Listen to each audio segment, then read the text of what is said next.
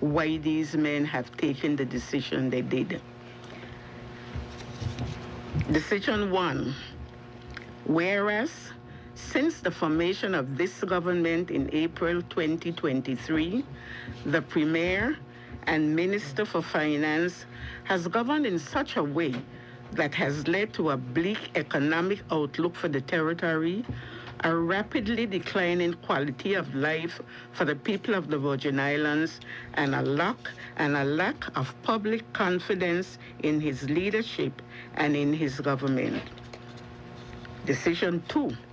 And whereas the Premier and Minister of Finance, by his own admission, recently in the House of Assembly, presided over an underestimation of the salary increases to public officials by approximately $20 million, which will place a significant burden on the public's resources. Decision 3. And whereas the Premier and Minister of Finance has not to date produced an economic plan for the territory after being asked repeatedly to do so by members of the opposition. Decision 4. And whereas the territory of the Virgin Islands continues to suffer from a lack of inward investment, while other Caribbean nations and our neighbors in the United States Virgin Islands continue to attract major investments to add to their tourism product and increase their respective governments' financial resources.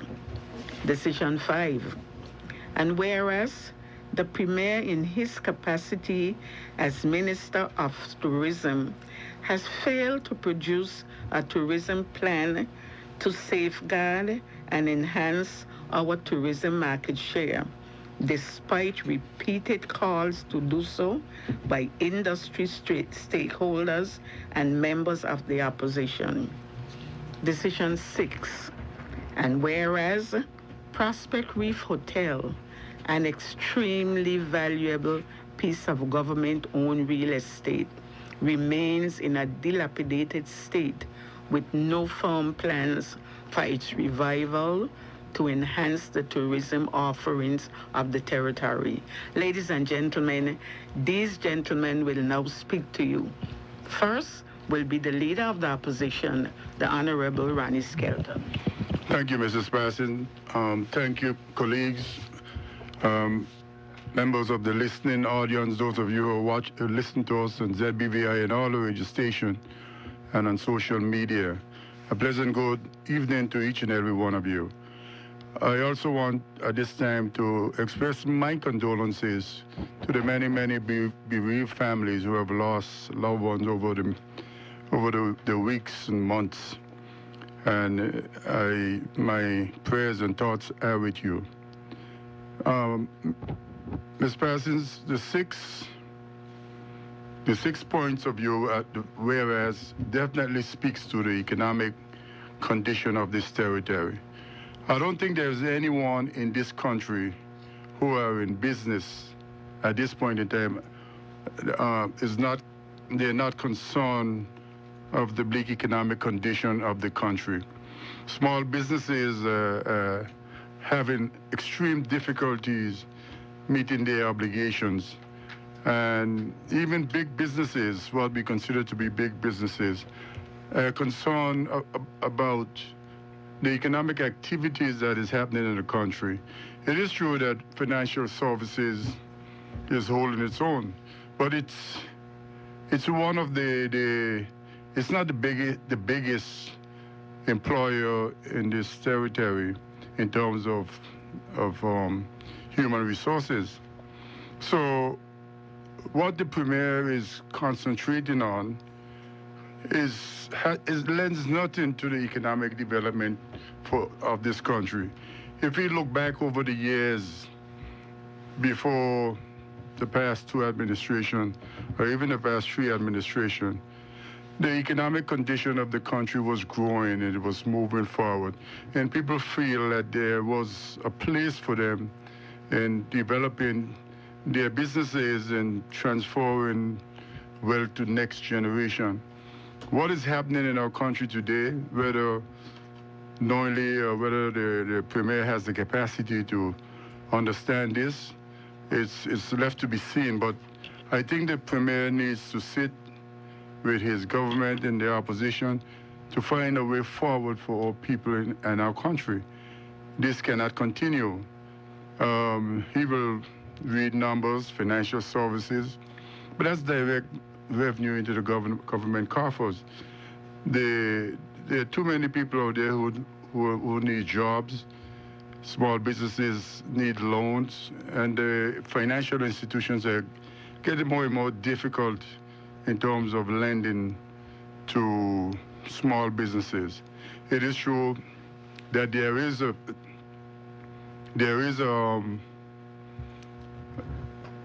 program in the government for small businesses, but it's only funded small amount of money, $100,000.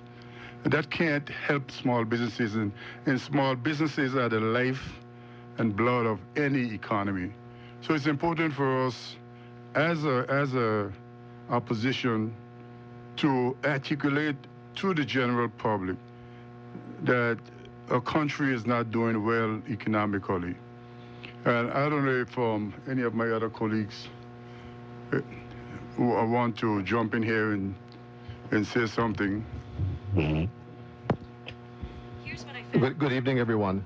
I want to say a special good evening indeed to the very good people of District 6 and thank them so very much for the confidence that they've placed in me to represent their interest in the House of Assembly.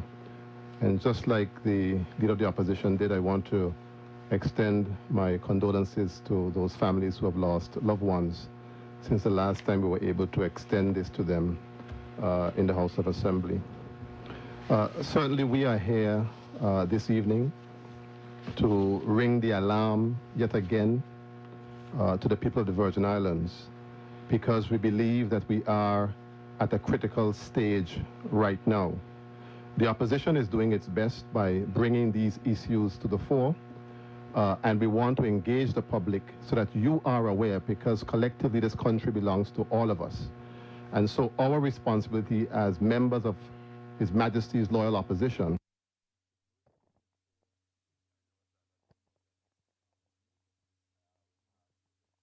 this evening. But the clauses that will be read out this evening by Mrs. Parsons, and even the first 6, are not just things that emanate from the minds of the people who are members of the opposition. These are concerns that we have gotten from every single citizen, regardless of what side of the political divide you are on. You are Virgin Islanders first, and the interests of our country should come first. And I don't think that when you read through these 20 clauses that form this resolution, that you will find any that you disagree with. And so, as we started off speaking about the bleak economic conditions of the country, as the leader of the opposition said, we have 2 main economic pillars. There are other pillars that we can develop, but we have not done a good job in developing those. But the 2 main ones that we have, of course, financial services, that is run mainly by the industry and the Financial Services Commission and the BVI Finance Center. And they've been doing a good job. That goes way back to Honorable Lavity Stout and Cyril Romney and Honorable Ralph O'Neill, all those leaders who have done a very good job in making sure that the financial services sector remains buoyant. When you're speaking about economic activity and what really drives the economy, what really drives small businesses, you're speaking about the tourism industry. And that is one of the areas that we have been saying for the longest time to the Premier in particular, as the Minister of Tourism, that we need to take this industry far more seriously, because we depend on it. It's a lifeline of the economy of the Virgin Islands.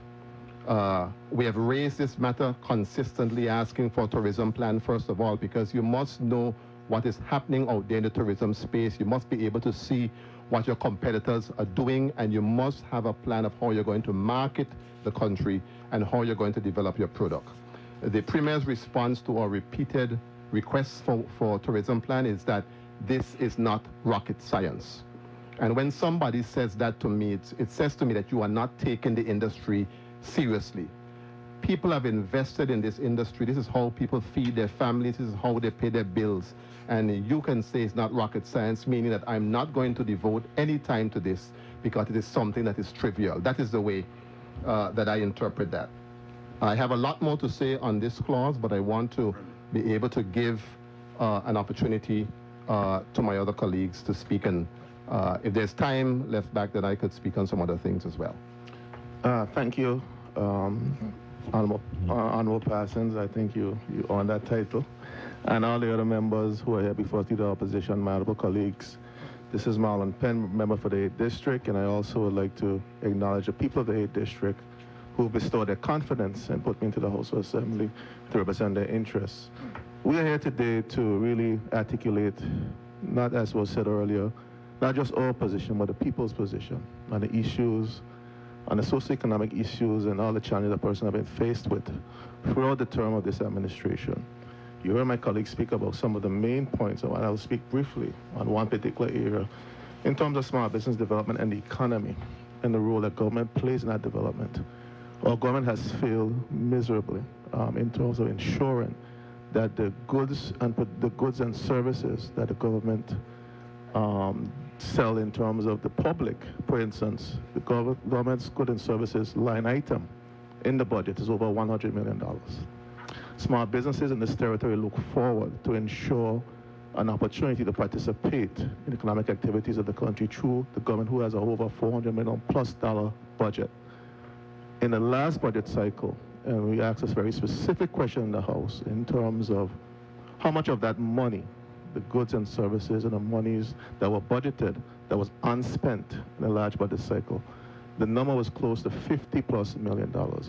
It speaks of a government that is incapable of getting monies in the economy, to circulate within the economy, where businesses, individuals could benefit from economic activity of the territory. So we have a government that's been unable to stimulate the economy through its own activities. We had a situation where we established a trade commission, which was a critical component, not just to offer financial support to businesses, but to offer technical support that many of the businesses in this territory needed at a very critical time. It was suspended for over a year. And all we've gotten so far from that process is a promise of a grant of $7,000 per business. A startup grant for $7,000 for businesses.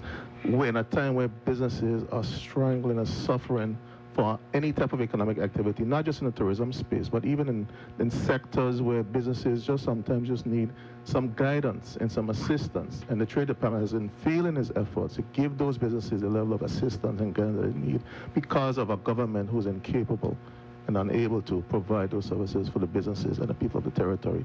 And we look at it from this perspective, and the people have said to us, we need some support. We're drowning. We see how we've mismanaged the resources. The audit reports are coming forward now from the $40 million was taken from Social Security and how that money was misspent. You're now seeing the addendums to reports and an additional abuse of the resources, and we still can't get the money to the people. And again, I'll let my colleagues speak who wants to chime in on this particular section. But I believe it's important for us to articulate your wishes in the House of Assembly, your wishes particularly when it comes to this vote on no confidence, and you'll hear more from me at a later stage in this meeting. Good evening to the people of the Virgin Islands. Melvin Mitch Trumbull, your 2nd District representatives. I want to extend my heartfelt gratitude to the people of the 2nd District, but good night to the people of the Virgin Islands on Tolia Radio, listening on 284, on Facebook, on CBN, on JTV Lives, and the great ZBVI here. And I want to thank the Honorable Mrs. Eileen Parsons for hosting us tonight, and to my colleagues. We are here tonight, as the leader of opposition said, to highlight the areas of the vote on the confidence that is on the order paper on Friday, to discuss with the people of the Virgin Islands not only our concerns but your concerns, and put to the government the issues that have been facing this territory for far so long. We see now where the government is on a rampage, so to speak, in a hurry to do this, that, and the other, because they have read this document. But the point that I want to highlight is point number 3, the clause number 3, where it says deals with the economic plan for the territory after being asked repeatedly to do so. This government has not had a plan for anything of this country's benefits since 2019. The Premier, Honorable Dr. Natalia Whitley, right now, when we ask for a plan for anything that he's doing, tourism, infrastructural development, education, healthcare, there is no plan for this territory. What we continue to have is a government that is reacting to whatever the opposition says, and they say, oh, we had that in train, and now they're doing the things that we said. If you don't have a plan, you cannot execute. And that's where the mismanagement continues to come in. We see $20 million, a mishap, mistake, as they will call it. And if you remember, everything after 2019 under the Andrew Foy administration, when the former premier left, everything from this government, it was a mistake. I made a mistake. I want to do better. I want to do better. Now they have the ball in their hands, so to speak, and they continue to make mistakes at the cost of the lives of the people of the Virgin Islands. So a plan for tourism, a plan for the economy, you borrow $100 million with no clear plan of how you want to spend it, no clear plan of how it will benefit the people of these Virgin Islands. And I believe we have to hold this government to account, and that's why we, the members of the opposition, are here tonight to ensure that a plan is put forward by the leader of this territory and his government, and not make excuses. The blame game of this government did when this government was in, and what government you're in now. This is 6 years. Some of them have held their ministry now for 6 years, and we don't see anything progressively happening for the benefit of the people of the Virgin Islands. So that's why we are here tonight, and I will continue with my colleagues to have this discussion. We invite you to join us, chime in, send your questions, call in, and let's have an active discussion. I'll pause now for another member to give his contribution. Good evening to everyone in the Virgin Islands. This is Honorable Stacey Mather, your at-large representative.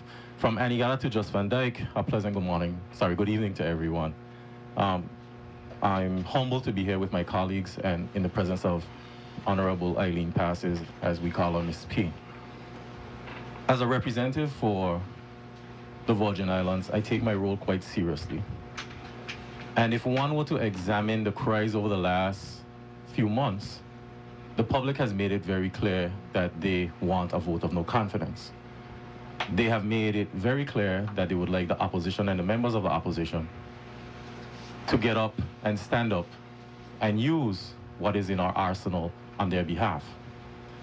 This evening, I take privilege in the opportunity to directly speak to the residents of the Virgin Islands, versus standing in the House of Assembly and speaking to an empty room. I look forward to interactions this evening. On the motion that is being presented by the opposition and the leader of the opposition in particular, I want to draw reference to the $20 million for the public officers and publicly state that all of us are in support of giving compensation where it's due for all public officers. However, due diligence, transparency, accountability is something that has been thrown around the territory in the last campaign and even last evening and this afternoon by our Premier. The buck must stop with leadership, and leadership must take accountability. In February of this year in the House of Assembly, I asked the Premier formally whether or not enough funds had been allocated for that salary increase. And he said to me, as far as he's been told, yes. We fast forward months later and we have an error. That is not acceptable.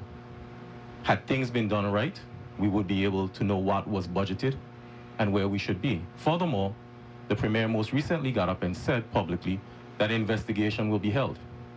So he will be investigating his own ministry. And again, he stated that he's the Minister of Finance and he will make decisions. In the public domain, there's been a lot of discussions about awarded contract for $250,000. And he has publicly stated that as the minister, he can make these decisions. I question whether or not collectively on the government side, they are making decisions, or is it one person making decisions? Furthermore, within the clauses that were stated, there is a mention made of Prospect Reef. Now, the father above has given us a break between 2017, 2018 to present, but how many developments have we seen in our country? Peter Island was a redevelopment. There's been talk of Naniki, but Naniki is a development that's expanded or going to expand. Where are the new developments? We've had good weather, we've had opportunities. Why have we not attracted foreign developers to our shores? And I can say from personal knowledge that the Premier has constantly made reference to the Northern Island development. And I'm going to say it, that nothing is happening there. And the Premier needs to be honest with the people of this territory. Thank you.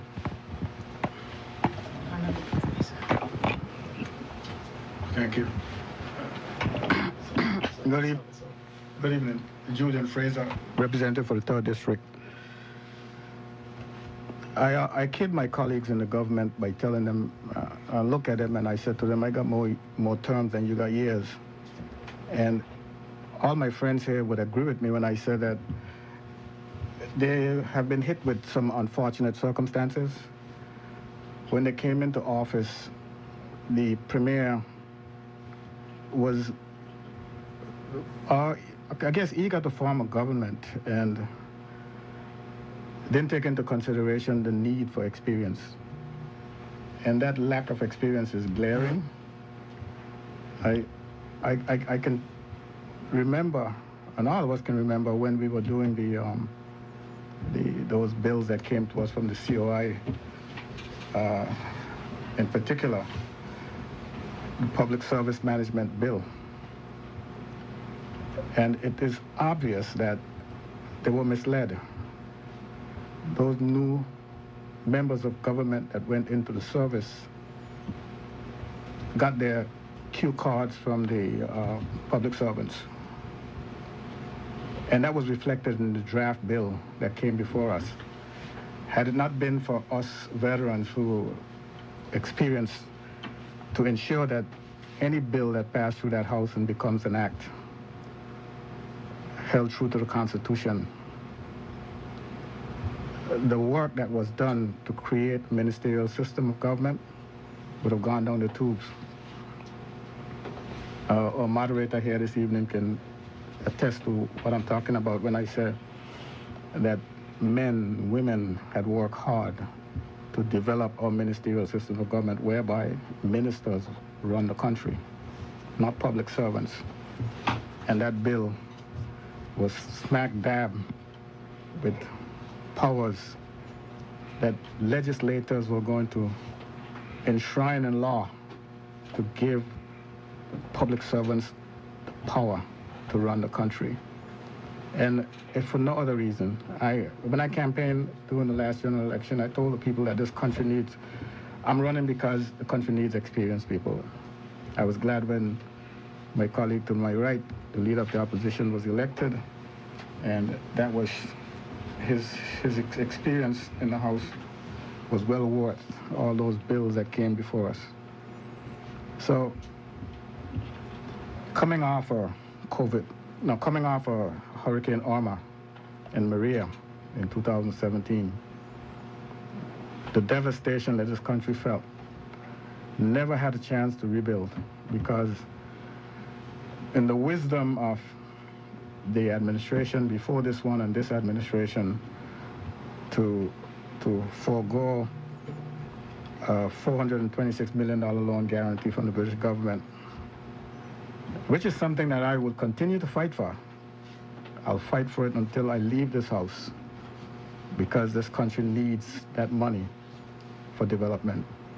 You all mentioned the lack of development. You're not going to get the development that you're asking for if we can't get airlift, proper airlift.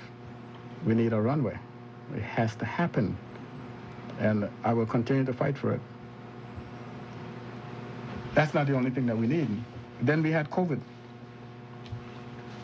We're not recovered from COVID.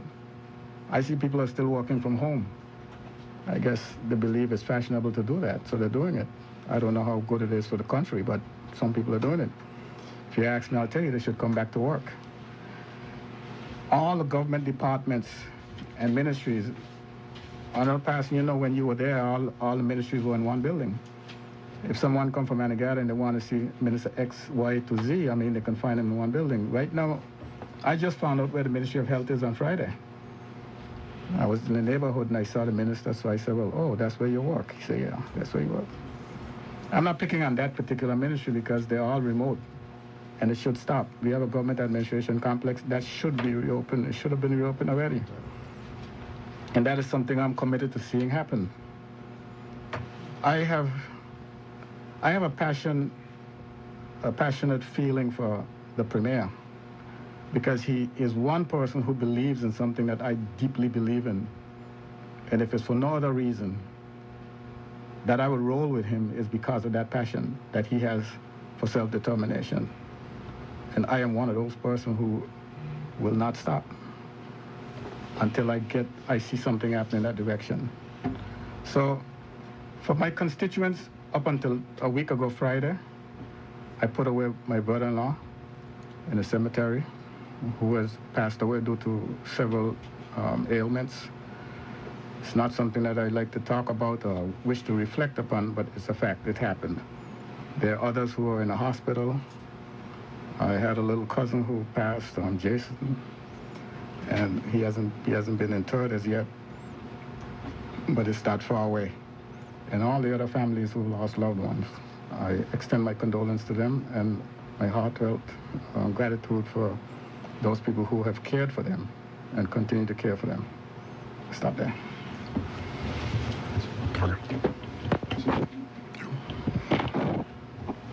I just want to share something further on the clauses that were read out, on a few of the points. And we're on the cusp now of another budget address by the Premier.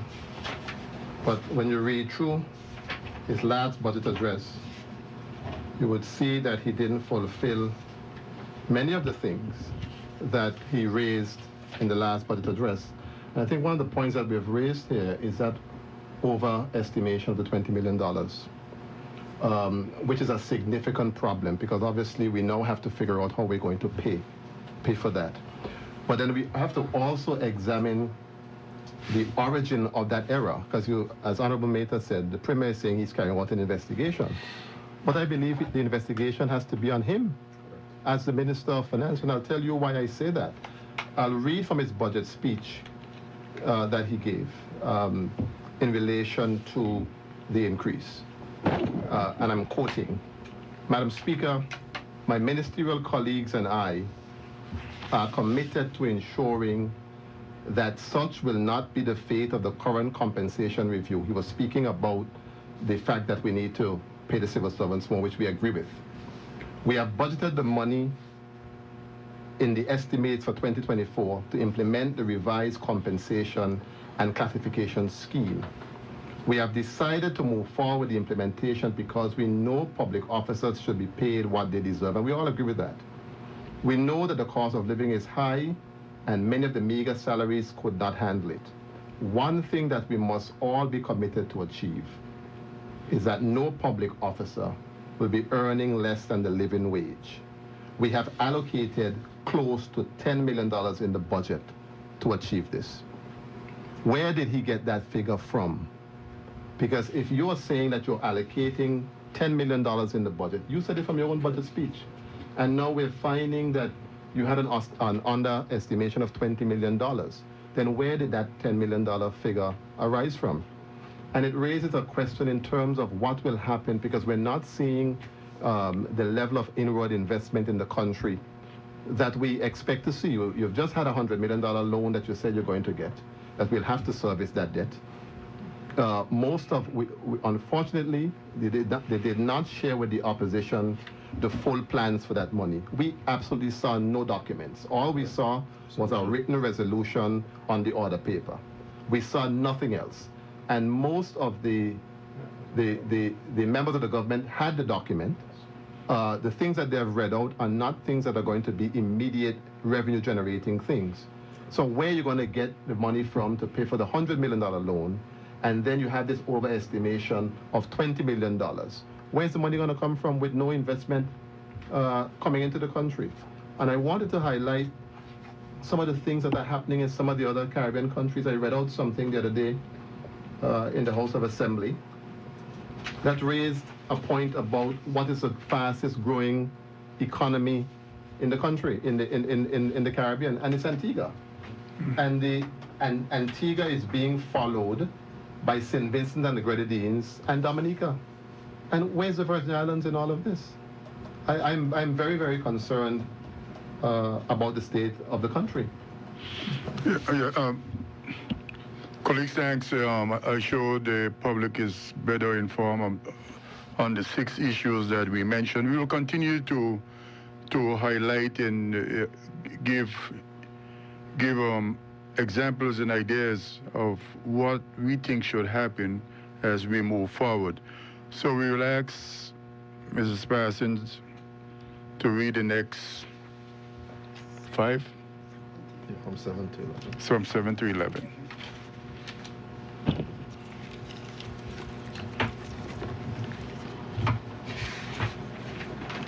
And whereas the Premier and Minister for Finance continue to squander public resources on matters that bring no financial returns to the people of the Virgin Islands, including his non-stop party following the inaugural flight of American Airlines from Miami to Beef Island, the recently held failed Virgin Islands Music Festival 2024, the constant international traveling by him and his colleagues, compliments of the public purse with no result to show, and his proposed purchase of 1 acre of land in Albion Estate in Seagull Bay, Tortola, at an estimated cost of over $300,000, while our public clinics were disconnected from the electrical supply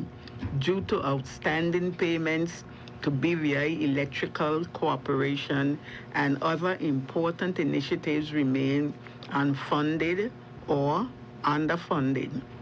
8, and whereas education has been the driving force for the success of this territory and its people, but this important sector remains severely unfunded by the Minister for Finance and receives far more funding assistance from the private sector than it currently receives from the government. Concern number 9, and whereas small businesses, legitimate farmers and fisherfolk, etc., which suffer the effects of Hurricane Irma and Maria, the COVID-19 pandemic, the effects of the war in Ukraine, and other global and local shocks, have been unable to access funding and other capacity building opportunities through the National Business Bureau due to a lack of funding being allocated to the Ministry of Trade to assist them. Concern number 10, and whereas the agricultural industry continues to be neglected by this government, which was evidenced by the admission of the junior Minister of Agriculture that the government has no plan for the development of the industry. Concern number 11, and whereas the Premier and Minister of Finance and Agriculture had the perfect opportunity during the recent schedule of additional provision number 1 of 2024 to arrange funding as strongly encouraged by members of the opposition to do for the farmers who lost their crops during the recent passage of Tropical Storm Ernesto, but he refused to do so. Which of you gentlemen will start? Again, let me see if I can touch on some of them. There's no doubt that the Premier focus on parties is not working. That is not an economic strategy for the country, because he has not articulated exactly what he intends to achieve by doing this. So spending that level of funding in so close a proximity to the 70th anniversary festival celebration didn't make sense. It was not strategic. It did not lend anything to anything. As a matter of fact, we lost $900 and something thousand. So, and here we go again. We can't we encourage him to get monies for small businesses. And I guess he's saying that giving a promoter $250,000 to 20 is a small. He give it to a small business. So what happened to all the other small businesses that have people employed that are doing things for the country that is most significant? So I think he needs a strategic plan if he intend to make entertainment his focal point. The traveling again, there's no doubt in my mind that the government must travel, and but 75% of the travel to me might be necessary. But there's a lot of traveling that is being done by some of the ministers. To me, they're not necessary, and I don't know what benefit it gets back to the country. So that budget for expenditure in travel could have easily be reallocated to small businesses and things that really can help the farmers and fisher folks in the country.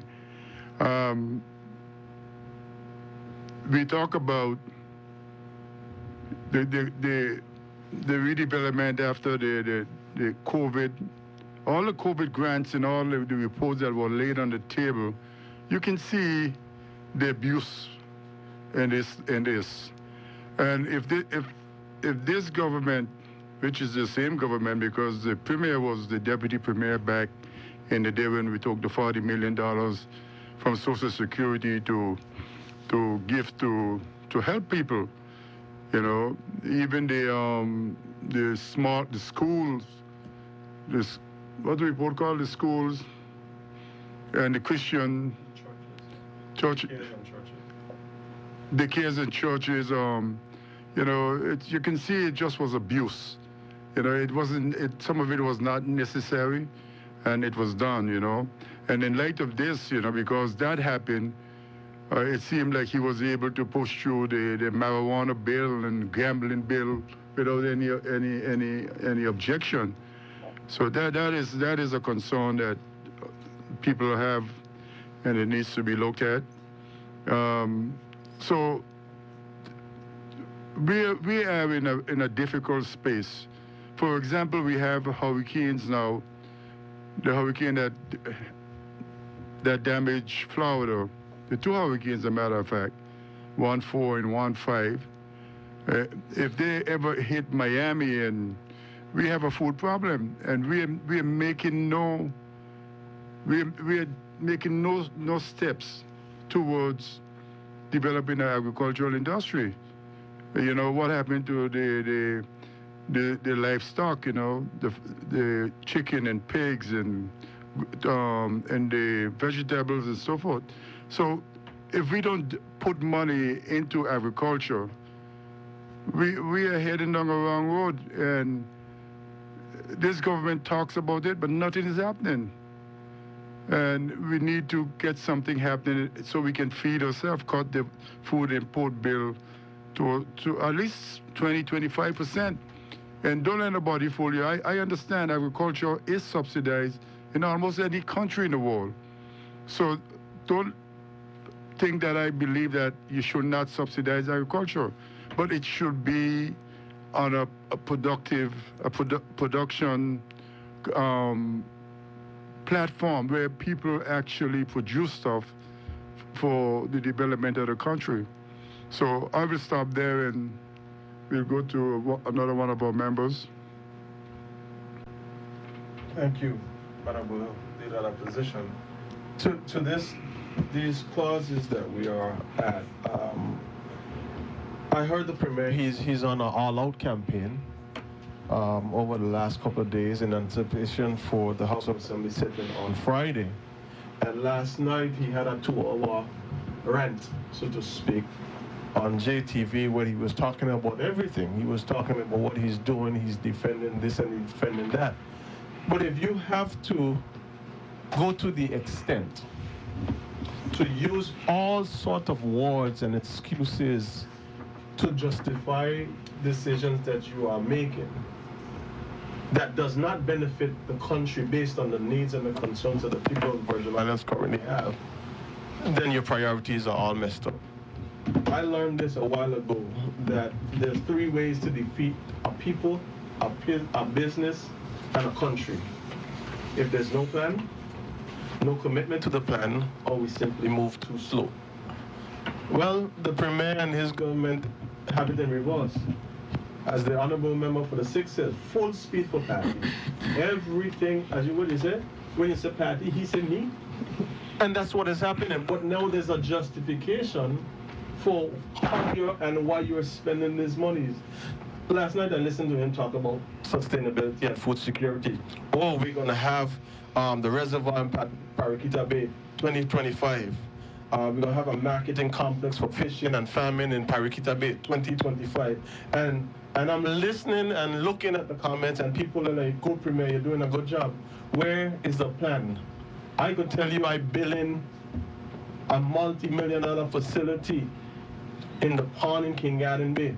And you shake your head and say, but until you see a plan, there's nothing happening. And he continues to kill us and insult the people of the Virgin Islands intelligent with just this endless chatter. There is no plan that has come forward for agriculture. The junior minister for agriculture said there is no plan. When we ask the questions in the House, there is no plan. So how you want to do things, but the only thing that there seems to be a plan for is partying and wasting the public's funds and then trying to justify it. How can you go and talk about things like food security and entertainment as entertainment for tourism? Now it's tourism entertainment. But you spend $250,000 on a non-stop party, that failed. You turn around again with no agreement from your government and your cabinet. Then you have a music fest. You clear up the whole up behind the complex. Had a party for $936,000. That failed too because nobody showed up. And the administrative complex is still sitting there. The RTR administrative complex is still sitting there. Some 7.5 years later, after the hurricanes, which received $11 million in insurance premiums. And somebody went in there yesterday and said, Mitch, they rat them in there running every day. No more fit, nothing more than the fit rat them in there. They're just running around. So where are the priorities? Where are the plans for this territory? What are we doing? Not just listening to chatter, not just listening to excuses, and not just listening to the blame game that this government and the Premier continues to push.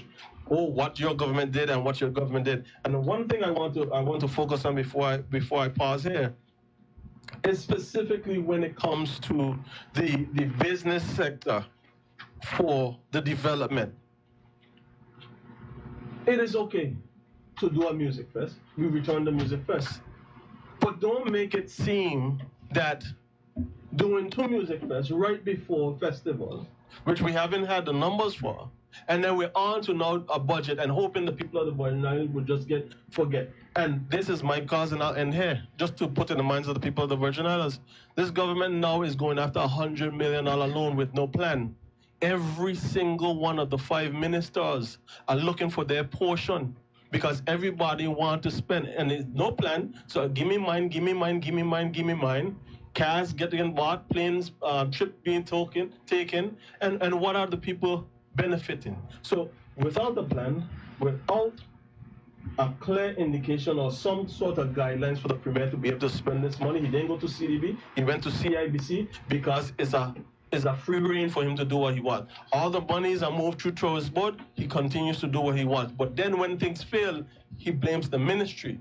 I heard the Premier today say on a radio show, surrounding tourism, he will have the Ministry of Tourism deal with it. But you are the Minister of Tourism. You are the Minister of Environment. You are the Minister of Ministers. You need to be held accountable to the people of the Virgin Islands. People in this country are having a very difficult time making ends meet. You have people who literally don't have money to buy food. I know all of us have our district offices and we interact with people on a daily basis. Many of us have to put our hands in our pockets to give people money to buy groceries for their families. Businesses are struggling, so people are unemployed. And the prospect of employment is bleak because the economy is not growing fast enough to absorb the persons who are coming out of school and different things. People are losing their homes. I don't know about you, but it irks me to pick up the newspaper and see that people losing their homes at the rate that they're losing them. People can't pay their rent. It's just a very difficult time right now for people in this country. And for those persons who are facing the brunt of this difficulty, it must be extremely hard for them to watch a government or premier that they elected be so insensitive to those challenges that they're having by squandering money the way that he's doing it. And they themselves are in urgent need of help and cannot get the assistance. In addition to the parties that were listed, how do you take up $220,000 arbitrarily and just give it away to a promoter? Now, I have nothing against the promoter because the promoter is a business person who sees a business opportunity. So I say kudos to him for that. The premier has an overriding responsibility as the Minister of Finance to the people of this country that the promoter does not have. And in the circumstances that I've just described, people having such a difficult time, how do you take that kind of money up and give away for a party? It is just, to me, it is just the most insensitive thing that you can do. And then you learn from the promoter that he pressured the premier. When I heard him say that, I got concerned. Because if we have a premier that is dealing with matters on a high level, particularly negotiating with the UK and other things, and he can be pressured by a promoter to give $220,000, then it says to me that something is wrong. I brought a bridge with me outside Premier, and I have it, and I want you to buy the bridge. Meet me outside 10 o'clock, and I have this bridge to sell you. Because if anybody can pressure you into doing something like that, it is certainly very, very concerning for me. When you look, for instance, at that, just look at that 220. $125,000 was put in the budget for small businesses. And we begged, every man around this table begged the Premier as the Minister of Finance to put more money in because you've got to get the small businesses going. That's the engine of the economy. You've got to get that going so that you can get employment going and the economy can start to catch itself again. The minister responsible for trade herself beseeched him to put more money in to help the small businesses. He was adamant he's not putting any more. He left it at $125,000. Now you have $125,000 for a grants program with all the amount of businesses, small businesses that you have in this country. You wouldn't even scratch the surface of what businesses are dealing with, but you can take up in one go $220,000 and just give to a promoter just like that. It is just wrong and it is just hurtful. And to me, it's an insult to the citizens of this country. The people the farmers in Paraquita Bay, they're trying their best. They're trying their utmost in Paraquita Bay. And they can't get water. Simple water to water their crops. People are going home in the evenings. In my district, everybody got to sing for their supper. I'm singing for mine tonight.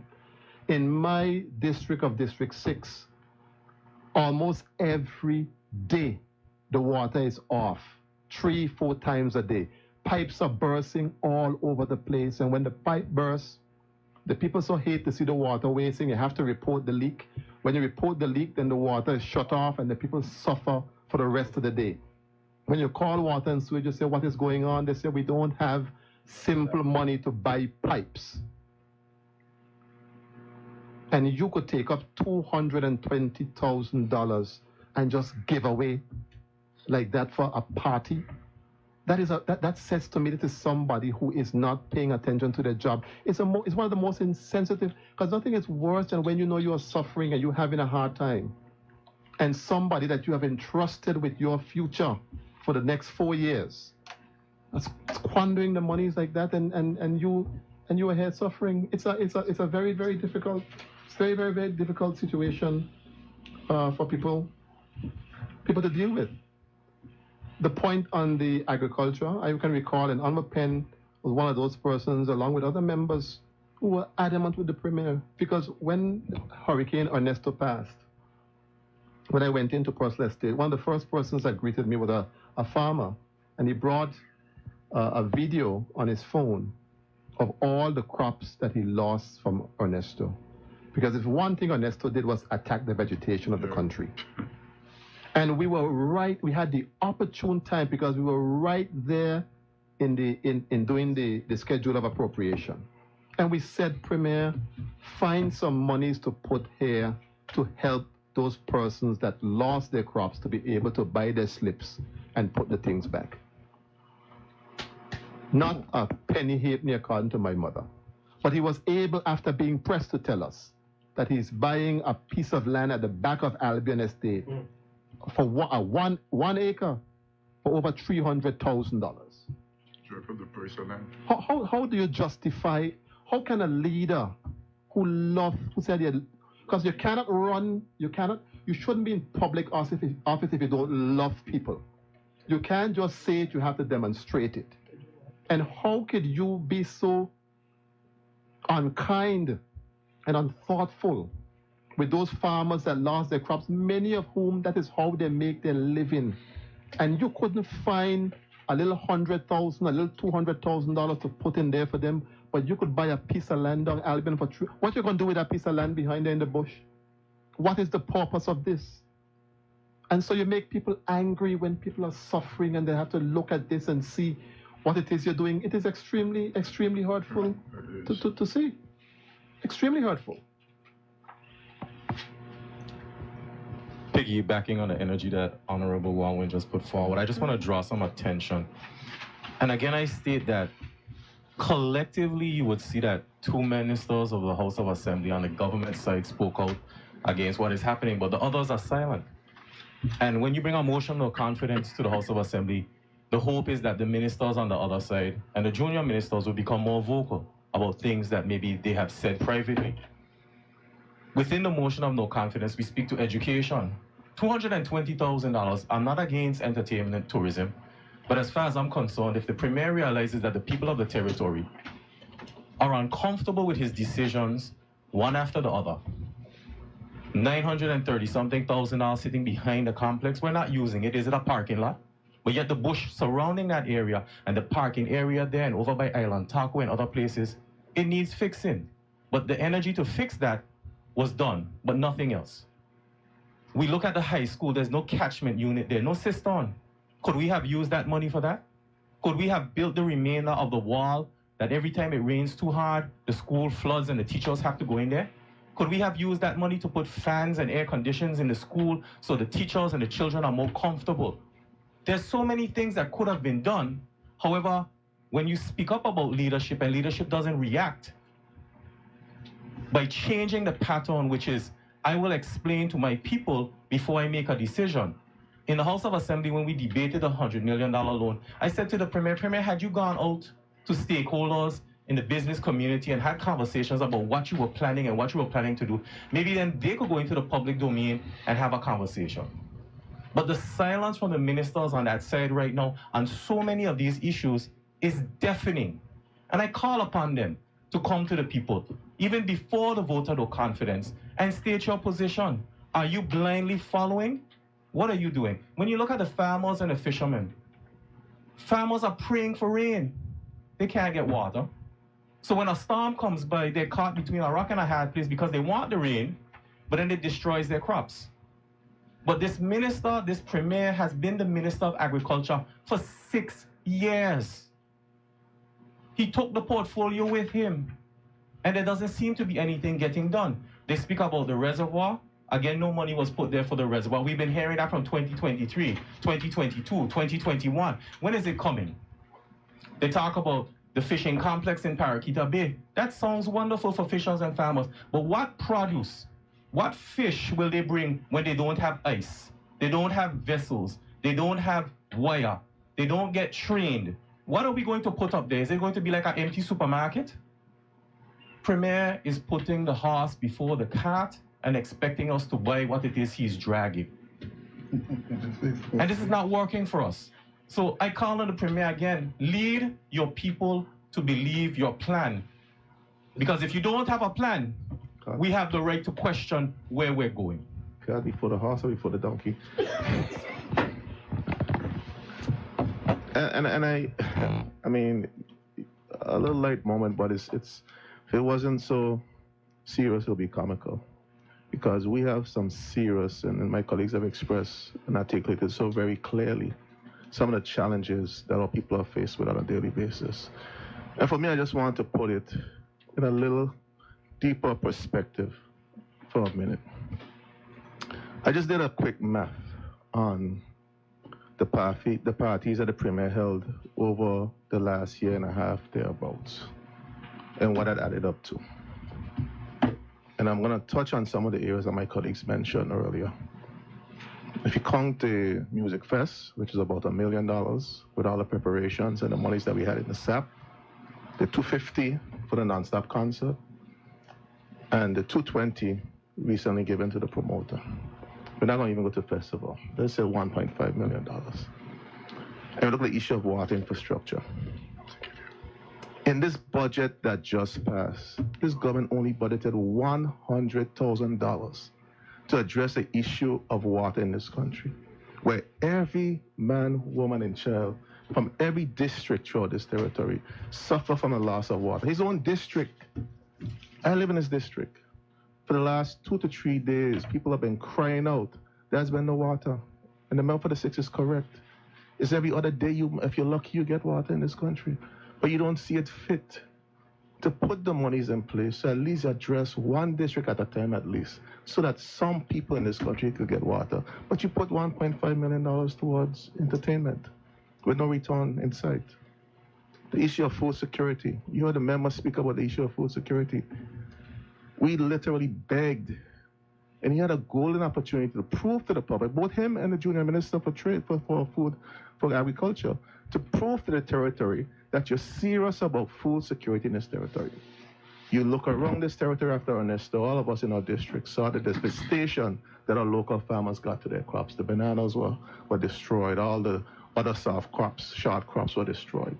He had an opportunity not to give them like he did in 2019, 2020, where they wasted and squandered over $40 billion. But he had a golden opportunity to put some money in place to at least get the crops that these farmers need so they could replant their crops for the tourists. He refused.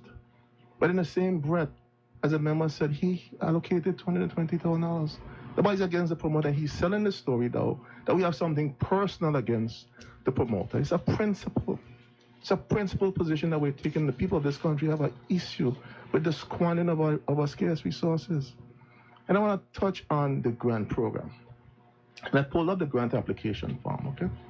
I just want to read to what the supporting documents are and what these persons who are applying for a meager $7,000 have to provide. Granted, these are businesses who are struggling, who for many of them don't have the resources to even get the basic things to get the business up and running. They want a push to go forward.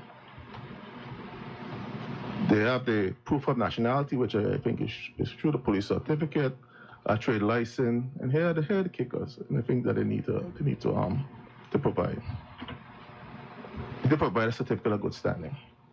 The certificate of good standing probably costs more than the grant that they're giving the businesses.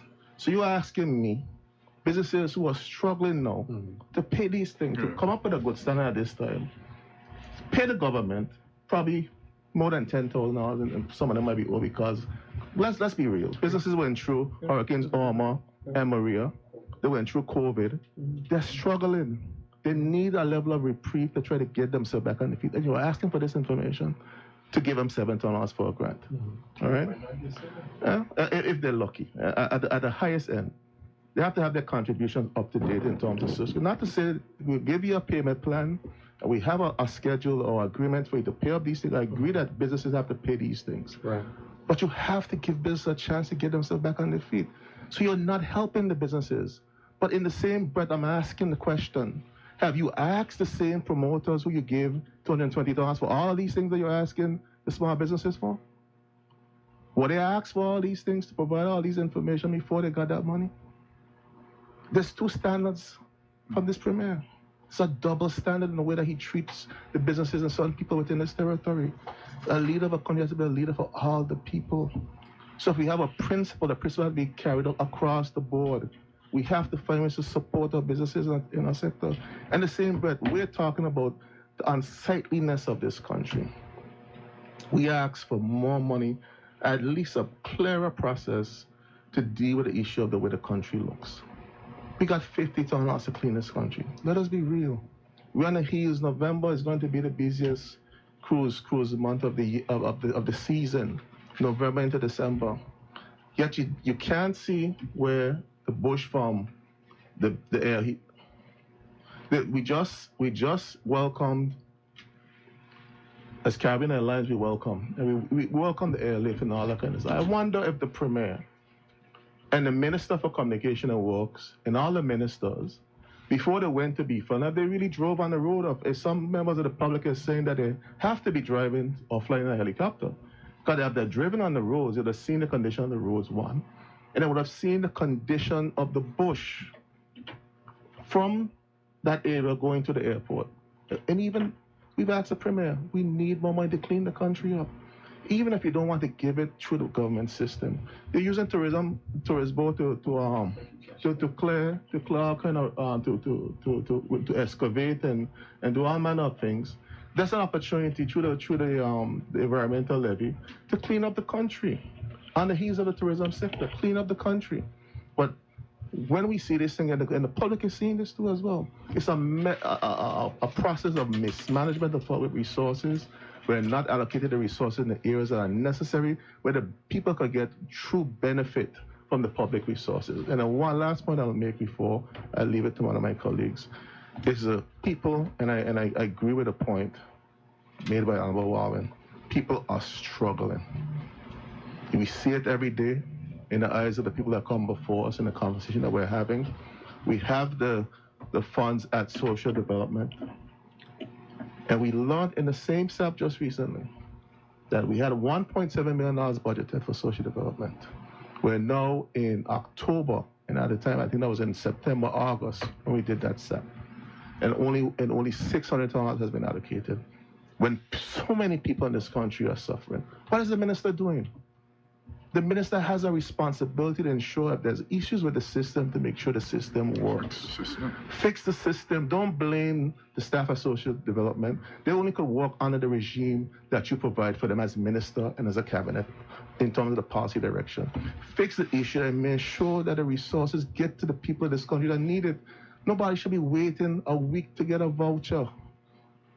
Those things should be instantaneous. If people come to you with a need for food, you have to provide that opportunity for persons and then reconcile what you need to reconcile. And if the system doesn't allow for it, you have to fix the system that allow for that so that people could get the support that they need.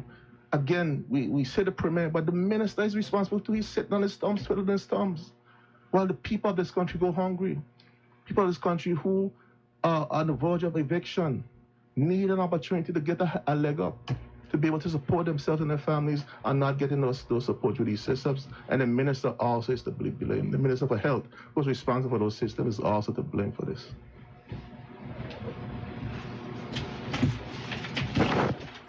I think you stop at a good point, because I want to raise the issue of have we actually hit the mark?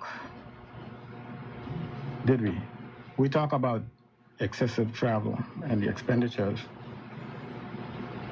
We talk about non-stop parties and the money spent.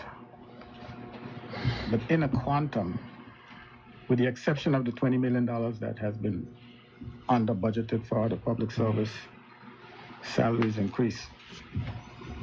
If you add all those things together, the figures are small. You talk about, our budget is about $420 million. Where's the rest of the money? If you look at, you just mentioned the $1.7 million that were allocated for public assistance, and only $600,000 has been spent so far. This is systematic. Each of us got $300,000 or $200,000 for each of our districts. And at the end of the year, $150 $100,000 goes back. We don't have revotes anymore. So there's something wrong with the system itself. Why the place looks the way it looks is not the lack of money, because as you can see, the monies are there, but they never get spent. So there's a systematic problem, a systemic problem. And if you look at the Public Finance Management Act, which seems to be this monster with 4 eyes that no one wants to touch. And I think when we go back to the House, that's one of the things that we need to vigorously attack. Just like we did all the other bills that came before us, compliments of the COI. The country is being choked. It's being choked because everyone is afraid to disseminate the funds that were appropriated for the upkeep of the country. And just the way they are afraid, everyone who is afraid, who is supposed to direct them, are afraid to direct them. Same likewise. That's a government issue. And like I talked before, I said it's a lack of experience. The lack thereof is glaring. And until the government comes to the realization that there is a shortcoming there, we're going to be back here. You're going to be back here with another motion of no confidence. Like I said, there will be many. And the elections will come, or the term will run out, the elections will come, and you would have achieved nothing. So I think that we have made a first step by working together with the government over the past few months in getting those bills down to the governor, who is yet to assent to them. And that's only because of cooperation. What we're looking at here is not going to get fixed unless we fix that Public Finance Management Act, and unless we cooperate, all of us, all 13 of us cooperate. And we'll be talking about this again and again and again. Can I just pick up on something you were saying? The people are having a very difficult time in the country making ends meet, getting their kids to school, make sure they have a proper breakfast and lunch and so forth and so on. But I remember way back where we have a lot of non-profit organizations in this country, and they have systems in place already, like Family Support Network, I think, and the Red Cross and Cancer Society and diabetes, and a lot of people who are hurting belongs to these organizations, so people know them. So if the premier was thinking on how to help people, he could sit with these organizations and find out how we can get the same $220,000 to these organizations so that they can help more people. Mm-hmm. And I think we're not utilizing all the things in the country to help us to make progress. You know, and I am, even the vote of no confidence that he is concentrating on now to make sure that it doesn't happen. My colleague here from the third and we are for total internal self-government.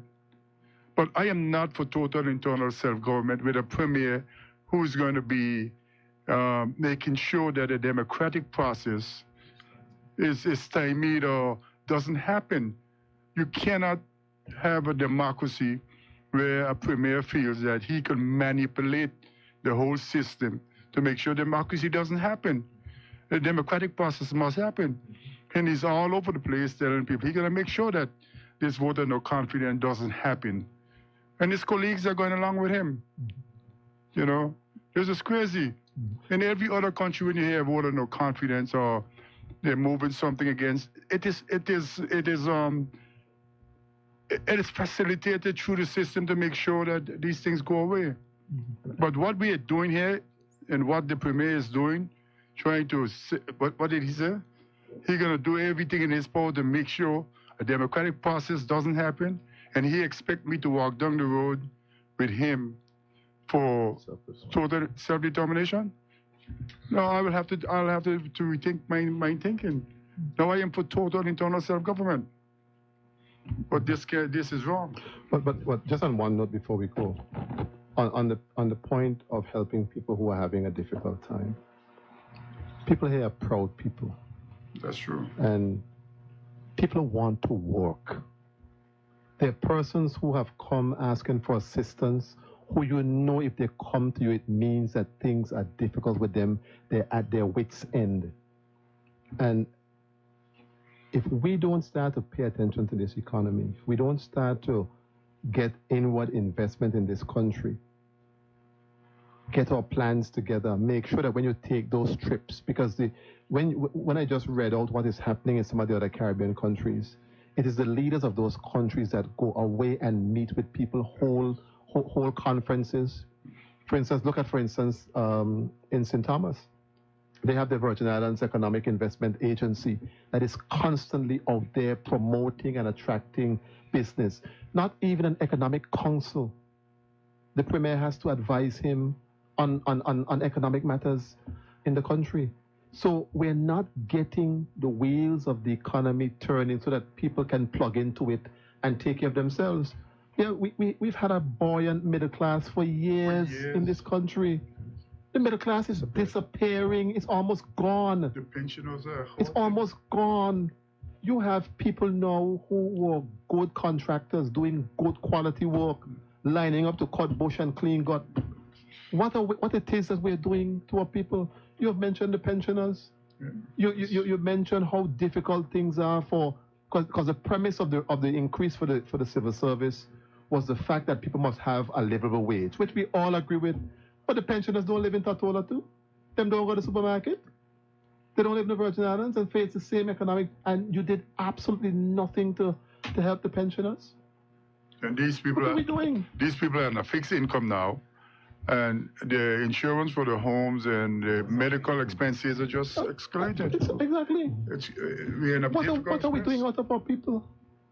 A difficult place. Ladies and gentlemen, to catch our breath, we'll take a break and we'll now have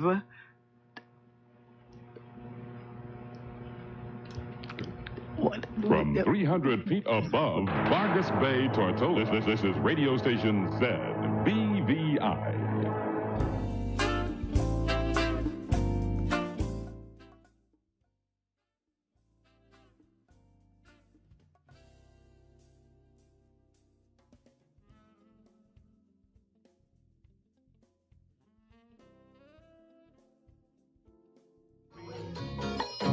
Virgin Isle is a garden where the trade winds blowing, the views from the hilltops and the white sands on the shore, inviting the tourists to stay here forevermore.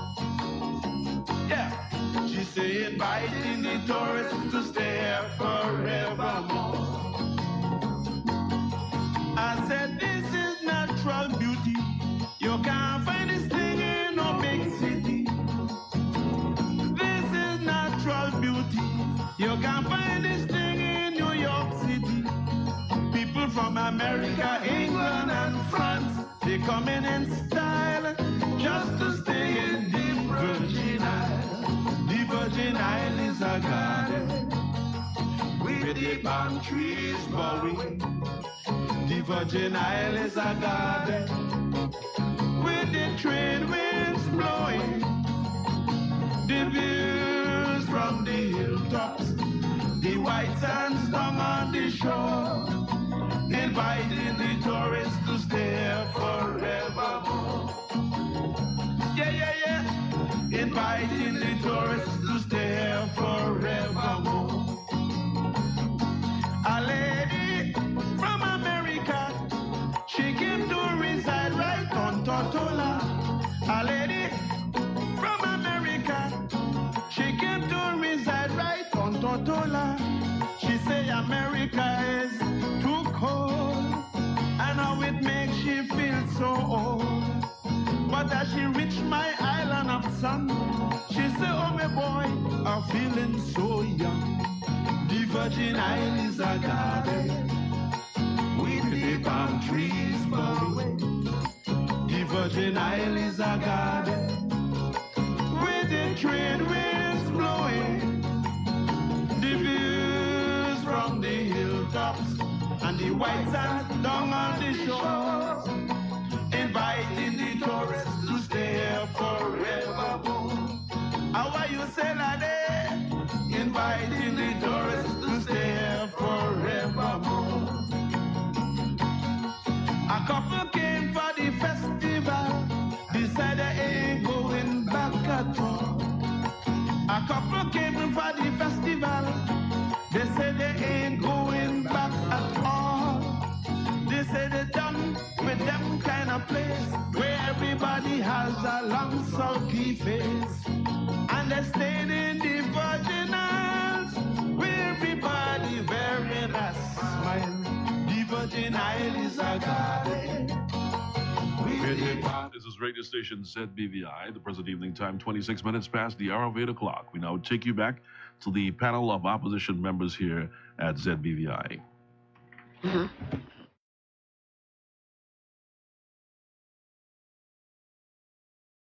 To concern number 12.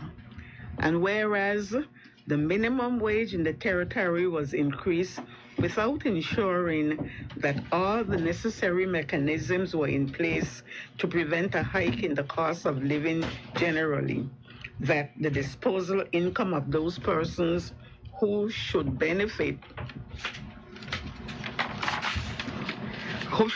from the increase would be enhanced, and that the financial health of already struggling businesses which were not properly consulted would not further be compromised. Concern number 13, and whereas the public assistance program is not effectively and efficiently meeting the needs of the most vulnerable, elderly, unemployed, indigent in our community due to a lack of proper restructuring of the Social Development Department to take on this new task with approximately $1.7 million allocated in 2024 for public assistance, but only $600,000 was spent. The lack of updated legislation to enable the staff at the department to be able to assist citizens in a more timely fashion and to provide the right levels of financial assistance in the line with the current cost of living.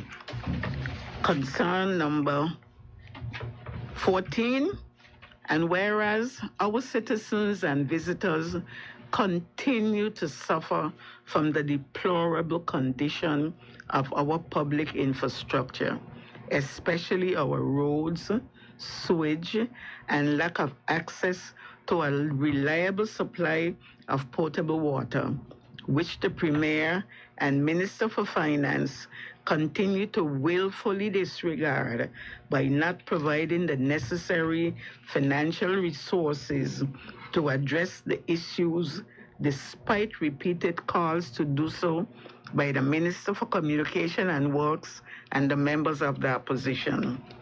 Concern number 15, and whereas our citizens and visitors continue to endure the filthy physical state of the territory, which lacks proper maintenance and upkeep, as can be evidenced in the overgrown bushes that now compromise the safety of motorists and pedestrians, and the ever-presence of garbage, derelict vehicles, and sunken boats from the hurricanes from the 2017, etc., which continue to spoil the natural beauty of our islands without a proper intervention by the Premier and his government.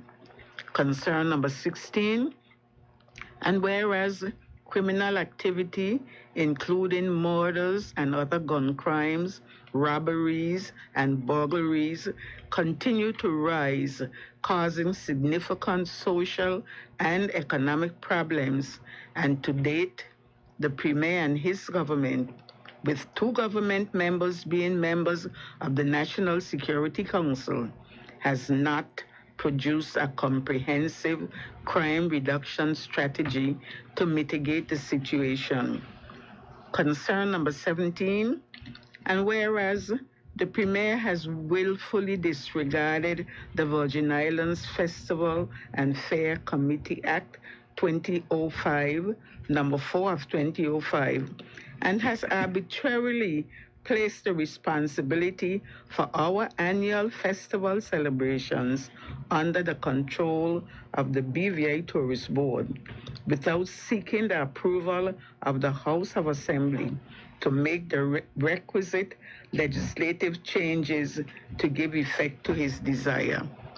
Concern number 18, and whereas the Premier and Minister of Finance continues to dialogue with the UN Special Committee on Decolonization on the political future of the territory via-via relationship with the United Kingdom, without having a national conversation with the people of the territory to ascertain their wishes.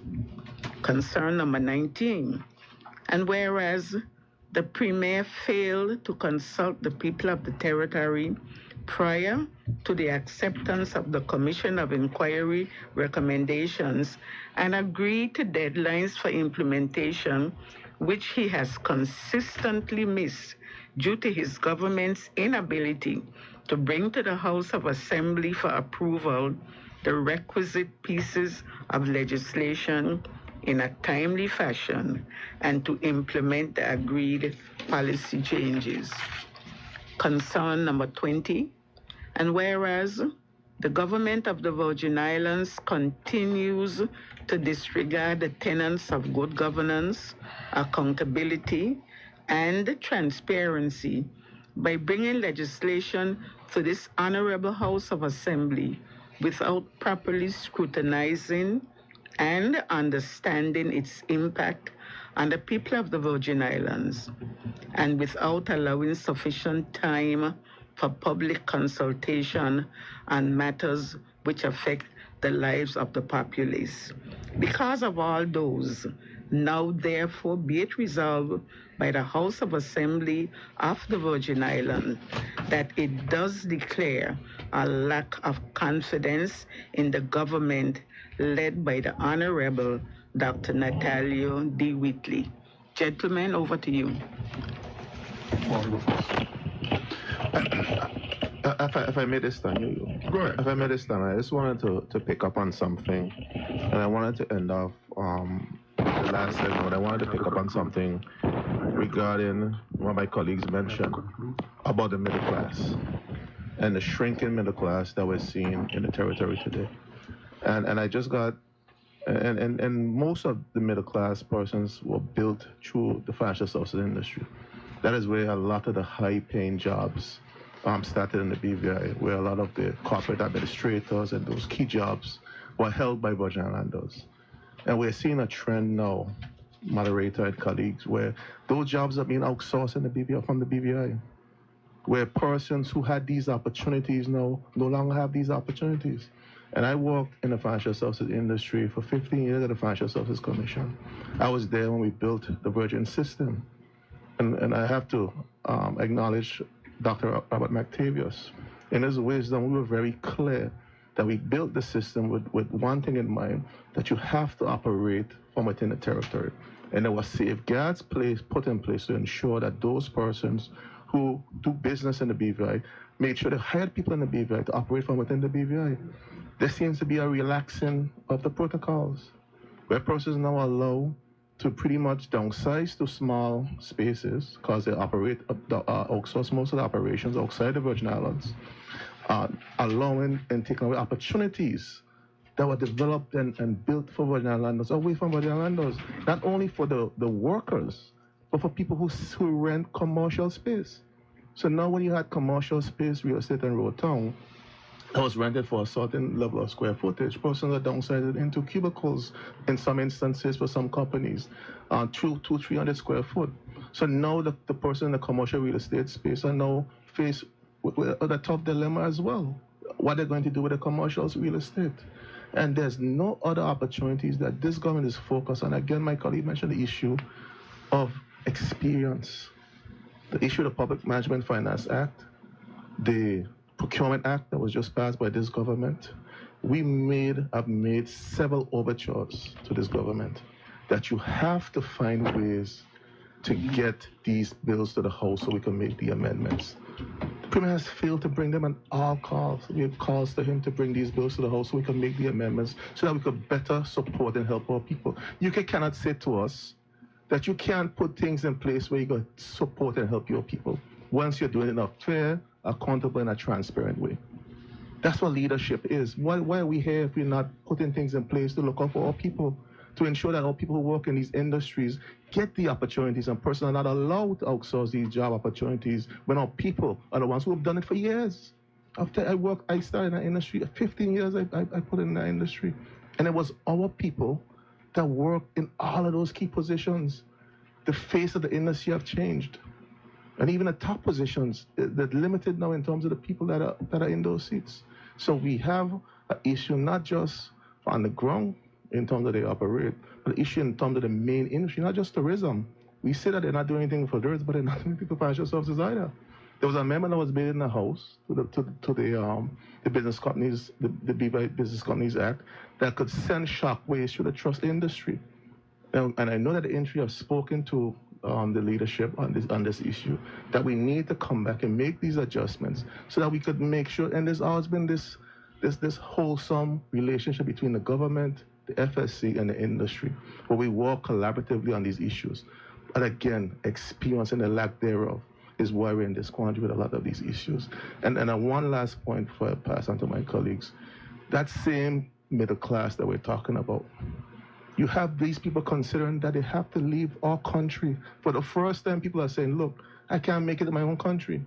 I have family members that has left the country, gone to the UK, gone to the US to relocate, to try to find a better life for themselves, because the opportunities are few and far in between now, and persons have seen it better to go to the UK or go to the US for better opportunities. And this is a government that don't understand what's happening on the ground and are failing to do what they need to do to move the people forward. I want to speak on a matter that I think two of the other members have already touched. But it's a point that speaks to decolonization. And it says, whereas the Premier and the Minister of Finance continues to dialogue with the UN Special Committee on Decolonization and the political future of the territory vis-a-vis its relationship with the United Kingdom without having a national conversation with the people of the territory to ascertain their wishes. That concerns me. The fact that every country and every people have an inherent right to determine their own destiny and what they want for themselves. And there's several models. You have the model of independence. You have the model of integration into a bigger country, in this case, the United Kingdom. You have the model of forming a free association with whatever arrangements you work out. And there's a fourth option of any other model or option that the people choose. This country does not belong to Natalia Whitley. It belongs to all of us. You cannot have us dragging down the road, say you're going to independence without having a conversation with the people of this country. It's a fundamental, and it is his modus operandi. It is the same behavior that you see in the arbitrary giving away of our money without he doesn't even have enough respect for his own ministers to tell them, because when you make those decisions and you squander money the way you're squandering them and making arbitrary decisions, you are spending the political capital of those people who stood up with you. Your decisions are affecting them. And it's the same case here. You want to go, what's the reason for us speeding to independence? What is the reason? Not that I'm against it. But what is the reason? What can we say the reason is? And the reason cannot simply be we want to get rid of the UK. That cannot be the reason. The reason has got to be that we are at the point of political and economic maturity. We have built the institutions of this country to the extent that we are confident that we can handle our own affairs. That is a litmus test. And the confidence comes from the people. From the people. If you have a referendum right now, you would not get 5% of this population say they want to become independent. And it's not that they don't want it. The confidence in the leadership is not there. You can't lead me to independence when you can't put some asphalt in a pothole. How are you going to get that do? Because yes, I have the inherent right to self-determination in whatever form I want. But the underpinning is the confidence of the people. I can't get water to bathe. Where are you going with you? You can't put on a little water in my shower. I'm hungry. And then you want to have a conversation, but people are so busy making ends meet that they're not hearing you. They're not hearing you. And so we got to get back. That's why when the UN people were here, I said, I'm going. I did not go. Because the people of District 6 did not tell me they want no independence until they tell me that I'm going to no meeting. Don't invite me to no more. I'm not coming. You need to do things the right way. Have a national conversation with the people of this country to ascertain their wishes and get your marching orders from them and act accordingly. That is my view on the matter. And I completely agree, Honorable Wildman, Honorable Penn, with your sentiments and what everybody's been saying tonight. There's a phrase that I came up with. When you have a problem with money, money will always be a problem. That is not original.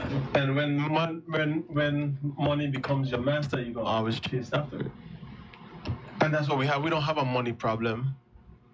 The Deputy Premier, Honorable Anna Smith, says this government don't have a problem with money, they have a problem with implementation, which is management, which is being responsible, which is leadership, which is vision, which is planning, and being able to execute the plan. 2015, and you hear it coming up now about the sewage, Eastern Langlo sewage. And this $8 million.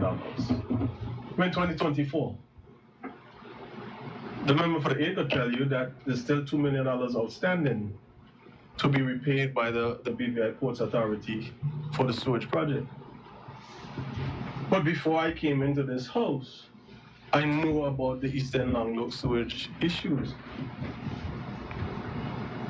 King Garden Bay has a sewage treatment plant that costs somewhere between $7 and $10 million to install a treatment plant that is down there whistling. But there's no laterals connected to get the sewage to the treatment plant for treatment. And since 2020, a contract has been awarded. And this government that is elected, whether under the former leader and the current one, still yet to implement or put the funding for a sewage project. And now the people of East End and Langlo, together with the people in the village of King Garden Bay, have their monies for the sewage facility put in this loan fund, which means there's no plan. They're just assigning it to money and where they think people are going to be happy. The biggest problem for me is we are blaming everything on everybody else and not accepting responsibility. Bush in the country, it used to come under public works. We moved it from public works to solid waste, from solid waste to the Premier's office, and solid waste now to under the rated program.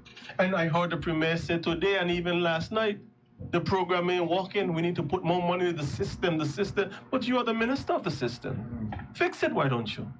It reminds me of that old folk song. There's a hole in your bucket there, Liza. Well, fix it. For God in heaven's sake, fix it. And then we go on. You hear this constant blame about NHI. NHI is failing, and NHI is failing, and NHI is failing. No, you are failing. Because you have the capacity and the funding necessary to fund NHI, to put the persons in place to manage NHI. The BVI hospital, BVI HSA, to the Dr. D. Orlando Smith Hospital. We are losing doctors and nurses, but we are not decreasing the amount of patients that are coming in there for dialysis, that are cancer patients that we are losing every day. What are we doing for healthcare in this country? You can't keep blaming it down the road and kicking the can down the road, or look at who didn't do what. You have the responsibility. You are elected to be the leaders. Please, for God's sake, lead. And if you can't lead, that's where the opposition is, to move you out the way and replace you, and we will lead for you. My final point on this is, this vote of no confidence, as the leader opposition said earlier, is looking to be kicked down the road. We know the political games that are going to be played. I even hear a suggestion that they're trying to push this thing down to January. But it's on the other paper.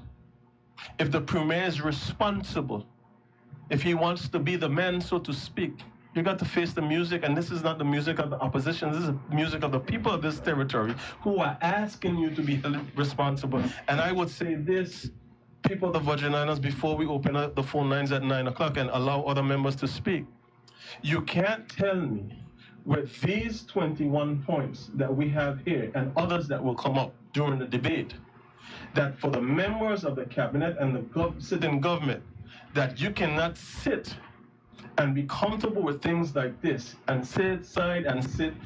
I agree with my premier, and I stand behind my premier like you have done. Basically, you will be spitting in the face and turning your back on the people of the Virgin Islands, who the honorable members speak about, is hurting, is hungry, and are looking desperately for leadership. We need to reestablish our relationship with the United Kingdom, but we must more so need to reestablish the relationship with the people of the Virgin Islands who elected us to lead, and plan for the future of those children and generations yet unborn that could look forward to something. So I am hoping that the people of the Virgin Islands don't be misguided. Don't be fooled by this endless chatter, the smokes and the mirrors. Don't mind how much radio station they go on. Listen to the facts, and you look at your situation home. And if it doesn't add up to what is being said, then you must hold them to account. Next. If I may chime in on a few things here. I grew up being reminded that the ship is not ruled by the rudder, the rocks will pick them up. In 2024, it was budgeted $1.9 million for travel. The actuals right now are 2.7. Does this mean that they spend more time abroad than here? What are we doing? When you look at cost of living in the BVI, much has been said about consumer protection. We don't have it. Our people are screaming out. Our Honorable Walwyn has talked about it. I grew up in a BVI where a bag of sugar was $2, $3. How much is it now? $6?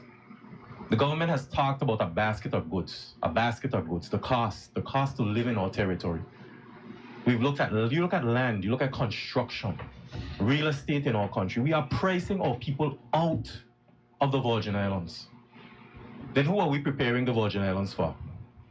If our own people, as Honorable Penn said, are migrating out of our country because they can't find jobs, because the salaries are not there, because we're not protecting our own, then what are we really creating? And then we're walking down a road to self-determination. The Premier has the opportunity, and had the opportunity last election, to hold a referendum to garner the perspectives of the people of the territory on many different issues. But these things are not being done. In the $100 million loan, I said it, I am of the opinion that more revenue-generating initiatives could be built into it. Yet the Premier jumps on the radio, jumps on the TV, and his ministers are silent. Where are the revenue generating? We said that education cannot generate funds. Health cannot generate funds. But we have a medical school that has popped up. For years, we've talked about having one down at People's Hospital. Can we not throw out and say that if a medical school is held at People's Hospital, we can give them a cheaper rate for the square footage with the promise or the understanding that they will help to supplement when it comes to human resources, when it comes to equipment that we need in our country? Why are we not thinking out of the box? Why is it that it seems like it's a reactive thing? We're always hearing about a plane. We're always talking about $7.2 million. We seem to reach back when it's convenient. But the American Airlines planes are landing. Would you continue to pay a man who tells you about the work he has done a year ago? Or would you ask him about the work he plans to do or is doing? People of the Virgin Islands, it's time for us to look at leadership and say, what are you doing? How are you keeping us accountable? We have been in the House for the last 6 months, from the turn of this year, pumping out legislation for the COI. But yet it seems as if we can't get legislation that impact our people's lives. There will come a point in this territory, and I think it's already there, where people cannot go to the supermarket. It's not because they don't have. Many of them have the ability to shop. But if you look at it, the bags are getting smaller. The prices are going up. The quality of food we're getting is changing. But no one is weighing in on this. A young person in the Virgin Islands now, wanting a home, will have to make dire sacrifices to get a home. Honorable Wang has talked about people who are being evicted, and yet we have empty lots, empty homes sitting up a hillside that is on display for all of us to look up at. Are they there for us to admire? Is the government now going to bail out a mistake? But we talk about mistakes. We talk about things in the past. We go down and we talk about red. We talk about blue. It is time to stop looking back and saying that was wrong. This was wrong. Show me what you're doing instead of telling me what was done wrong. And if you can look at someone else and want to hold them accountable, then hold yourself accountable. Money has been spent. Initiatives have been started. The rated program. First it was $10,000 and no more. Now we've adjusted it. I heard the Premier last night said that he's adding hospitality to the rated program. Well, what are we going to add next week? Construction? We're going to add medicine? Again, if you do not have something that is working, you put it on the side. You take a look at it. You look in the industry, in the community. There's leadership out there. There's experience. And you come back. You don't fling money at something. Sometimes it seems as if this is the leader of our country. We have a problem. Fling some money and let's go. As someone said today in a conversation, and I'm not going to gossip, everyone gets a car. Where are we going? It's time to stop and take accountability and also bring forward solutions. Our people are hurting, and we must reach out and show them that we care instead of just offering lip service.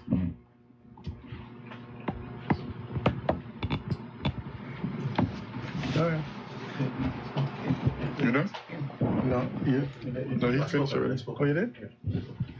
Okay. Unlike my colleagues straight across from me at the table, who seem to have a lot of time, which I don't have, I fail to accept that Jamaica 60 years ago was ahead of us where we are today. Likewise, I fail to accept that St. Kitts and Nevis 40 years ago was ahead of us where we are today. So I don't have time to be out there contemplating and thinking about what our status should be. As a human being, I can't live with the thought of being seen as inferior to others. And that's what our status said to us right now. I think whatever we need to do, collectively, we ought to get together and get it done. If we need to talk to the people, let's go out and talk to the people. But we need to move on this matter. This generation that I see here at this table is probably the last generation that we're talking about this whole thing, because you're cognizant of it, and I'm talking about our status. We have to get it right. Let's talk. Let's do the conversation. You at the table. Get it right. But we know it has to happen. I'm glad that my friend here is on board these days. But the bigger picture here before us is, where do we go from here? We all agree that the country cannot continue to move along in the same direction at the path that it's on. If this government is going to continue, it needs to build this nest egg. That egg has to build. It has to mature, or something has to give. The motion of no confidence that this opposition is bringing forward is something that they were warned that it's going to happen.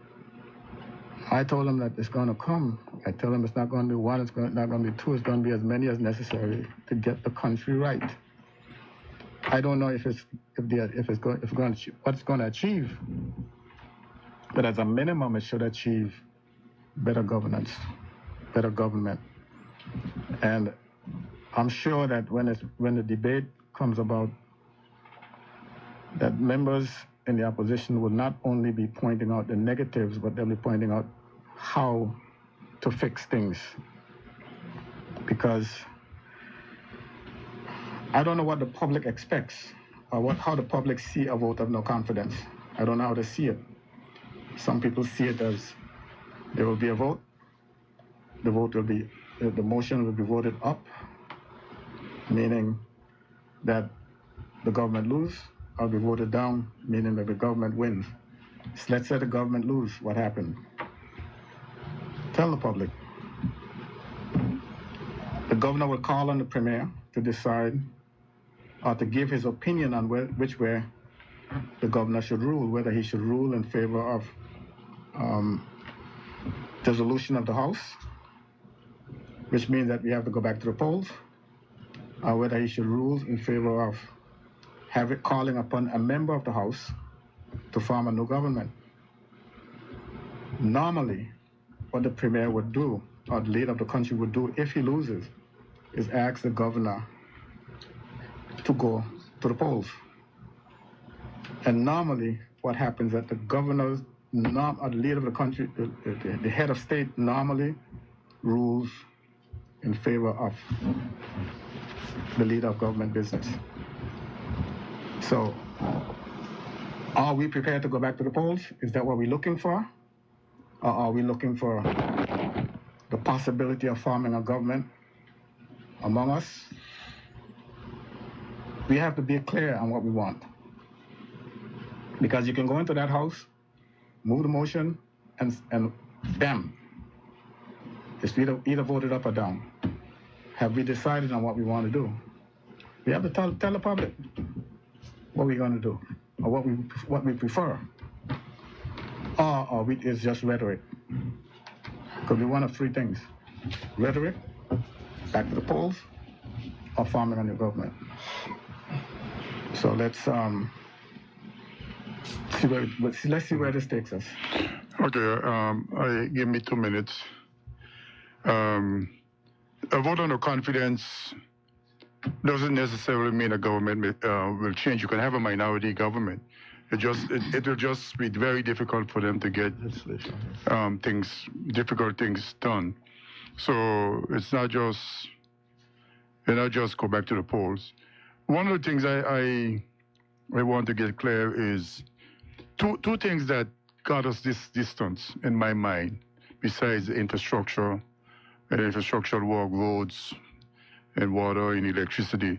But education and healthcare was the two things that this country, move forward quickly. Because back in the day, there were only about 25 of us who were getting a high school education. And that's not long ago. And our leaders before us, Honorable Stout, and they see it necessary for all of their people to have a comprehensive education. And and again, in the day, there was only about 5 people here with a college degree. Now, here it is. Now, all of us got some kind of level of degree, but we take this for granted. And we're not paying attention to the education of the generation whose world going to be a totally different world than ours. And we think it's expensive to educate our people. We think it's expensive to have decent health care. That mentality is what the colonial masters did to us. Now we're at a position where we can have decent health care, and we don't want to pay for it.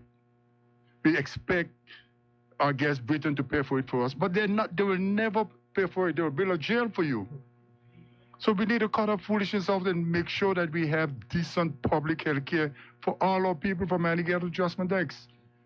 People who don't know what to do and how to do things they need to not be in some of these positions.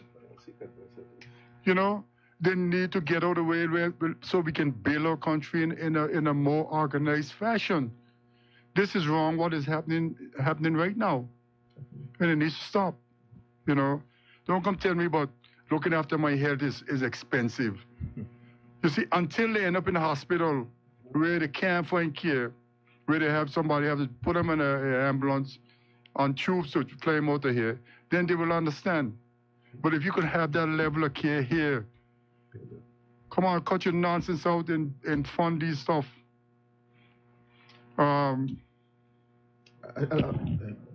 Just a quick point on healthcare, and the people of Virgin Gorda reached out, and I like the passion that the leader of the opposition spoke on this subject. It's very important. It's telling, and we saw it in Virgin Gorda, where the people of the Virgin Gorda came out and really demanded. Had a petition going out, demanding that the basic needs be met. What's wrong? And truth be told, the representative for the 9th district miraculously is the Minister of Health. And it's blaming everyone else for the reasons why these things aren't being done. And I say to you, and I put it to you, the people of the Virgin Islands, do you know that the Health Service Authority has been without a board, a functioning board, for the last 2 months? Because the Minister of Health has not appointed the necessary person so that the board could be functioning. Are we serious? And the leader of opposition is absolutely correct. This is a social responsibility for us to provide decent health care to our people. Our people need to have basic health care. I was at the hospital today visiting one of my constituents. The place is falling apart. It's busting at the seam. Even the front door can't open. You have to take the front door, swing it open. You're going with your hand, you come back and swing it back close with your hand. Automatic door.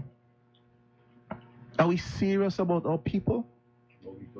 Yeah, but we find $200 and something for a concert. And again, nobody has no problem with the promoters and what they're trying to do. But the government has a responsibility to its citizens. And it has to provide the resources that its citizens need. And we're not seeing that with this government. That's why we're here today. When we asked for monies for these various things, he said there is no money. So where is he getting this money from? Somebody can have an answer for it? Where is it coming from? Open the lines. Maybe the people know. Let's open the lines. Ladies and gentlemen, we have come to the end of these gentlemen talking, and now they want to do responding to you. And the number to call is 494-2250. That's the only operating number. Please, the lines are now open. May we hear from you? Don't rush one another, one by one, call in. If you were listening, and all the radio stations have been on, the TV station, please let us hear your voice.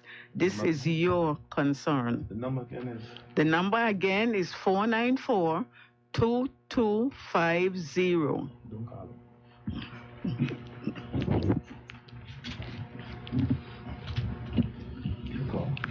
You continue talking. While we wait for a call, I believe the point that we're on with healthcare.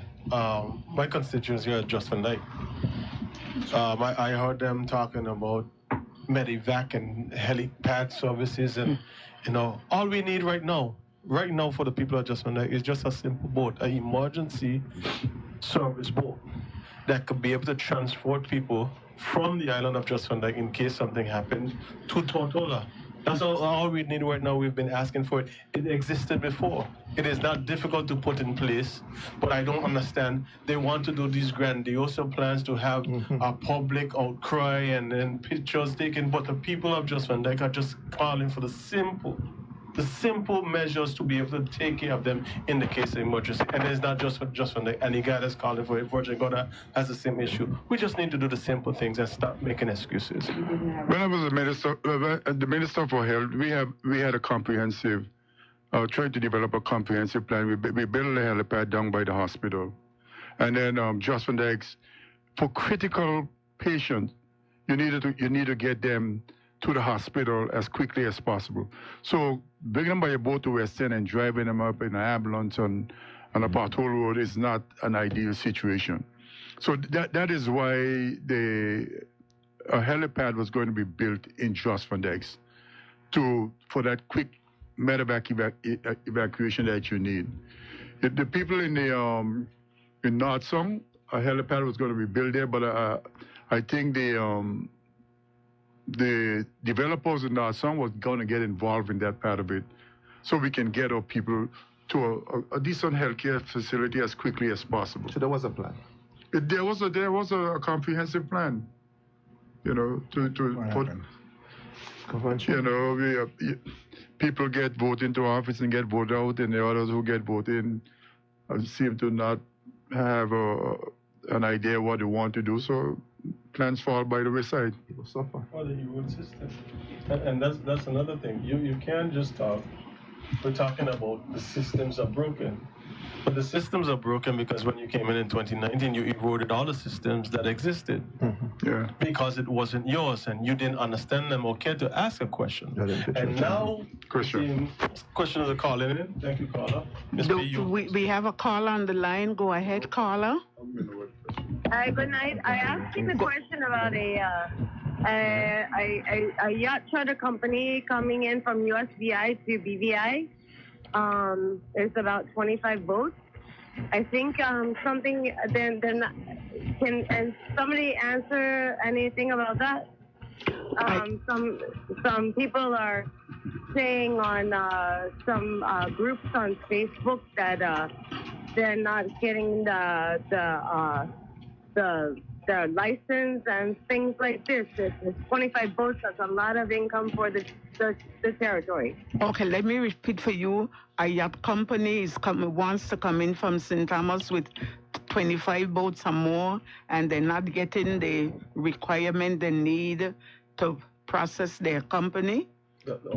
I know. I don't know if it's the same company, but I see on the charter group chat that some people are getting saying that the company that they were booking a charter with is not getting the license. Not getting the license. Yeah.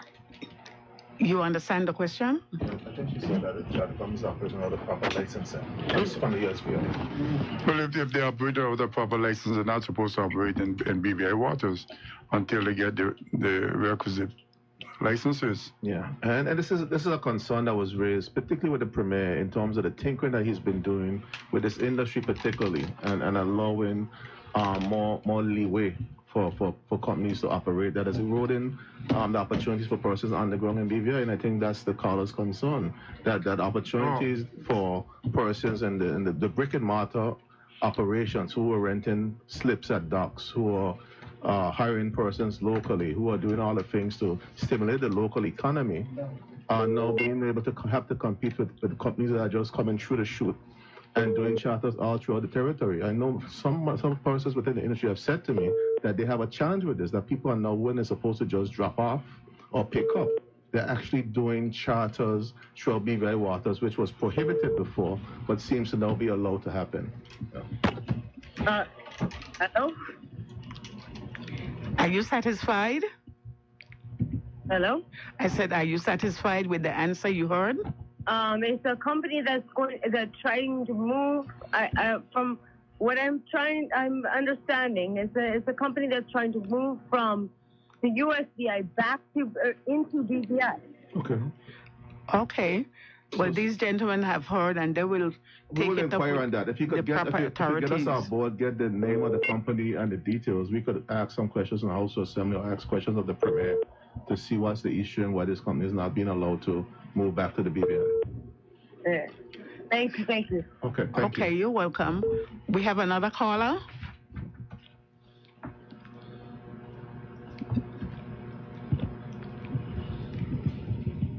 Are you saying yes? You have a caller here. He's trying to get transport. Well, we work on the caller. I was just saying about the systems being eroded is one of the things that the minister sat and allowed to happen. And we have to get it under control. So we have another caller. Good evening. Hello, good evening. Yes, you're live. Now, I went up east sometime ago and work with a guy. And the scent that's coming from a batch what's in the water up there, I kill out the whole of eastern people. Nobody has think about it. You can't stand the center coming either on a hillside and the center coming with this like they're right in the face. Yeah, thank you, Colin. Colin, I'm very much aware of that, and the Premier is aware of it because I raised the issue in the House Assembly about 3 weeks ago of a barge that was brought from all the dogs from Virgin Gorda into the harbor in Fat Oxburg. In fact, the Premier lives right across from where the dock is, where the boat is moored in the harbor. It's an environmental issue. I've reached out to the disaster management team. I've reached out to the Premier's office. I've reached out to the ports. Everyone responsible that we have to get the situation addressed because the marine life in that area is being destroyed. Persons in the hillsides are saying to me that they're smelling the diesel from up in the hills. It's a real health hazard to persons within our community. And we're seeing no action from our Premier. Again, this is one of the other reasons that we continue to struggle with this government and its inability to get things done and things moving to assist the people of the country. And he's the Minister of the Environment. And he's the Minister for Environment. He's the Minister responsible and is right across from where he lives. One night come here, cannot sleep. No, I agree with you, Carla. It's a challenge, and I know they're listening. I know his consultants are listening, and then we just have to amplify the issue again in the House of Assembly. Consultants. Thank you, Carla, and Honorable Penn will try to do something. We have another call on the line. Ms. P, before we go to the caller, some of the viewers or listeners are asking for to be anonymous. We do not have a WhatsApp call number, but I will give you my government number, 284-468-9959. If you want to send a question, I will ask it. Okay, those of you who want to be anonymous and go on WhatsApp, you have heard Honorable Mater and what he has said.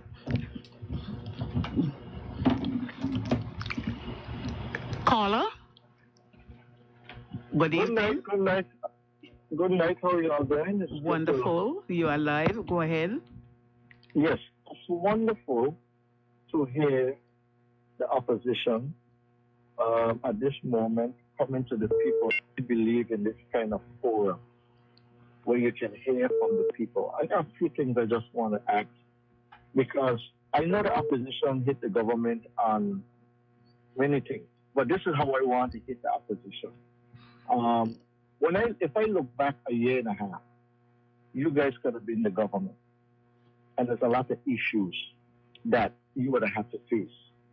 So I want you to give the public a clear view of how you would do different things different from what it is. Because when I look at this country, I follow in politics from Willow Whitley days way back. I realize we're still standing on the same foundation that these gentlemen left. The economy, tourism, financial services, tourism, agriculture, fishing. Agriculture used to supply the U.S. Virgin Islands. Agriculture there. I heard the Premier say that your budget is about $400 million, and I want to direct to the Honorable Mr. Skelton, leader of our opposition. We're making $400 million.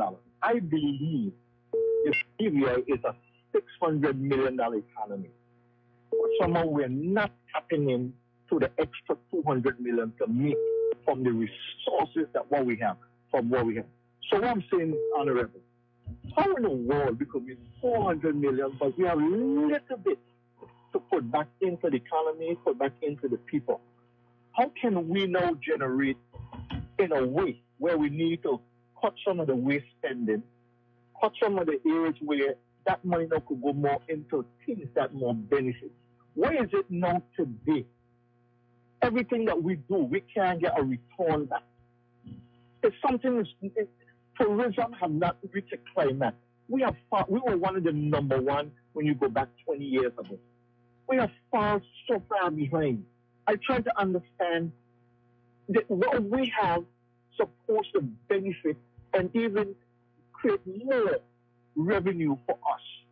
So I want to hear you guys saying the things that what we have, how we can make it better work, how we can connect our people better, how our people can be more prosperous. This is what I want to hear. If you do that, then you can outshine the government, and it changes the mind of the people and we say, wow, these guys are there to grow. And then you could show facts with what you are saying. You understand? And you need to do this a little more. We need more time for you to, so the audience could listen, could make dialogue with you guys. But I appreciate what you guys doing. I try to be neutral. When the government come out, I can hit them too, but the opposition, and you got to show a clearer picture that you could be the one who can lead this country into the next 4 years or the next century, whatever it is. So I don't have nothing with it. Yes, let me thank the caller for his call. We're not a $600 million economy. I think we're close to $900 million economy. I think you're talking about direct revenue for the government when you say you can collect $600 million. I think that with the economy the way it is, that would be a very difficult task at this point in time. If we develop the things that needs to be developed and enhance those things that we are good at. You just heard me talk that the things that made us got us where we are needs to be continue to be developed. Healthcare, education, medical tourism was, when I was there, was like a $300 billion economy, and we were trying to focus on getting 0.5% of a $300 billion economy. I think it's a lot more now. And we were building a healthcare system so that all people will not have to pay much for healthcare, but through medical tourism revenue, we will be able to pay for people to have some of the best healthcare possible. This is why we were interested in things like bringing in a medical school and a nursing school to have the expertise on island that doctors and nurses here in our hospital, public hospital system, will be able to consult and basically advance their training through the medical school and the nursing school. So there's besides agriculture and fishing and the marine side of business, there's a lot of money there to be made, and we need to concentrate in feeding ourselves and getting good food to our hospitals, because the people in agriculture and fishing, the food is necessary to feed our healthcare system so people can recover properly. So there's a lot of stuff that we can do, but it has to be integrated. They cannot operate in silos. They all have to be able to be attached to each other so that one can flow to the other. So if that's not happening, we're going to have major problems. And that's where we are now. We have a government that every minister is out there doing their own thing. I don't know if you noticed, this vote of no confidence got you some smooth roads up in the eastern end of the island. Yeah, stop at the police station as usual. Because they had no intention of doing anything until this vote of no confidence. Some of the bush is being cleared up from the side of the road. So people may look at this vote of no confidence, whether it's voted up or voted down, but it's serving a purpose. And you notice that the premier is on every radio station and every little social media shop, trying to make it look like he's doing something now, but he is worried about this vote of no confidence. If I may chime in here, I have a few questions which I'm going to throw. So this one asks, what happened to the money from MoneyGram and Western Union, that 7% tax to help farmers and fisher folks? Fisher folks' cry out right now is for ice and landing sites. If anyone wants to address that. I can start with it. So the monies for fishers for the MoneyGram through Money Services bill, which was originally 7.5%, which both Honorable Penn and I, when we were in the opposition, disagreed upon with the member for the third as well. We disagreed with it, and then it reduced to 3%. We got it down to 3% in the last, coming down to the end of the unity government.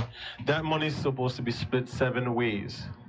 to deal with fishers and farmers, to deal with agriculture, to deal with climate change, to deal with education, to deal with tourism, to deal with healthcare. Again, what you're seeing is you're not hearing how much money are in these funds. You're hearing we have a lot of money for this and we have a lot of money for that from the Minister of Finance. So unless the people know what we actually have, you can't understand what is being dispersed. And it's the same thing for the numbers that are in tourism that the Premier said he sees. We have to be able to hold them to account to be able to get the actual numbers and get the money to the areas that can help people. We have a caller. Hello? Hello? Yes, ma'am. Yes. I need to speak to the members of the opposition, please. You are able to talk to them. They're all here. Okay, now. Okay, thanks. Good evening, honorable members, and thanks for addressing the people of the Virgin Islands this evening. I have two questions. I'm going to say them quickly as somebody can just jot them down, and then I'll hang up and listen to the answers. Go ahead. Okay. Next month, November, when the Honorable UK member who represents the overseas territories visits the Virgin Islands, while the ordinary citizen like myself may not get the opportunity to meet and dialogue with him, but you as the opposition will, would you, knowing what's happening in the Virgin Islands right now with so many woes, the misuse of funds and the territory being in the condition that it is in, the cry of the people, will you, when given the chance to meet with the member, would you be advocating for the order in council to be lifted at this time? My second question, in the next vote of no confidence, would you be seeking the solution of the House of Assembly, or would it be for the Premier to relinquish his portfolio as Premier and Minister of Finance? I will hang up and listen. Thank you. Mr. Fraser, you will respond? Yes, I will. Partly. As far as the Minister for Overseas Territory coming to the territory and encouraging him to remove the vote of no confidence. The order in council. If the question is whether any one of us who meet him would request that he remove the vote of no of the order in council, I don't think that's a matter for discussion. I think it's straight up yes. It has no business there. It's demeaning.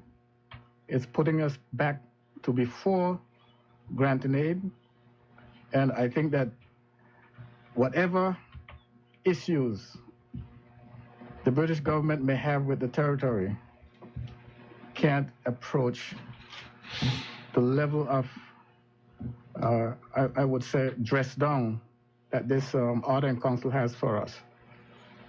We have demonstrated that we are capable of meeting any demands that they make of us regarding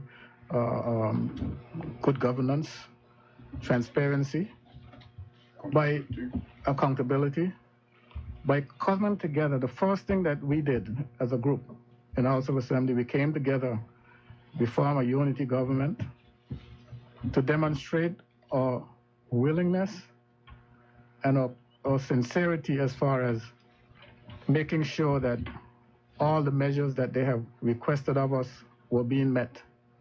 So I don't think that it's a matter of anyone here thinking of demeaning, having ourselves be demeaned by keeping that order in council. That's the one that I feel that I would be most comfortable addressing. I think the other members can deal with that and the other issue other question that you asked. Caller, I think one of the things that we have to start to understand is that this country belongs to us, the people of the Virgin Islands. What the opposition is doing here tonight, we are coming to you who are our bosses. You are the people who have a stake in this country. And this idea of waiting for somebody from the UK to come to complain about the state of the country is archaic and should not even cross our minds. What needs to happen is for the people of the country, regardless of which government is in office, regardless of whatever side of the political divide you may reside on, stand up as Virgin Islanders. And we are bringing issues to you to the fore. We're going to be having the vote of no confidence on the agenda on Friday. Make your presence felt. Come down to the House of Assembly. Invite persons to come down, because that is the way that you manage this country, and that is the way that you hold the people who you have elected accountable. It's not by waiting for an overseas minister to come down and go and rat out a bunch of complaints to him like we're children. We have to start, regardless of whatever we do, whether it is, whatever of the options we take as it relates to self-determination, whether it is independence, whatever it's free association, whatever it is, at the end of the day, we have got to take the bull by the horn as citizens of this country and say to whatever government it is, in this case, this one, that enough is enough and we're not pleased with the direction of our country. We don't have to wait for anybody to come from the UK to run to them to give them no complaints. We need to stand up now, and that is what we're trying to encourage people to do.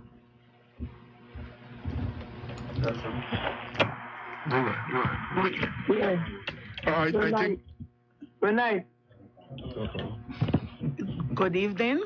Yeah, good night, Miss Patterson, Maureen. Yes, ma'am. You know what? When you're in government, right? You are minister in government, and Ronnie, Honorary Ronnie, and most of them guys there is government people, except in Nata. He knew. But you know what? Agriculture used to be number one in the BV, right? Yes. So how I get so? How them people who are sit down here and let me rest the whole Shorande got our country and the ship is sinking, and we are sitting down here and God Shorande doing what he want our country. Sharon only one man. He run Tatola. He working for we. How are our country like this? Our country in a state right now because ship don't sink. And you know, Mr. Asink, you a past Minister of Agriculture. You know, they have 20 well here in Paraquita Bay full of water, garbage, you know. I work government 40 years in Paraquita Bay, you know. And Mr. Ronnie Skelton, Ronnie, you know that how Paris would be because you have run water here. That's like true. You know, you have food in Paraquita Bay. No, I want 6 hours. Take a tour of Paris tomorrow and see what Paris looks like now. It's a garbage to what's in Seagull Bay garbage dump. We got government of the day. We don't care about Tatoa people, okay? And I don't afraid to say because I don't look hand from government. We need to get our country back on the ship sail and not sinking. Because it's sinking right now. The ship is sinking. And it don't sink already. She gets Sharani out of our seat. He ain't got to like me. Come here, want to like me. Okay? I need to stop playing this country and get serious with it because we ship it don't sink. Why I want to do everybody dead and float up on top of water? Wait till that happen. Think I'll put there. The hurricane destroyed the little hurricane pass through here. Destroy all of my stuff them.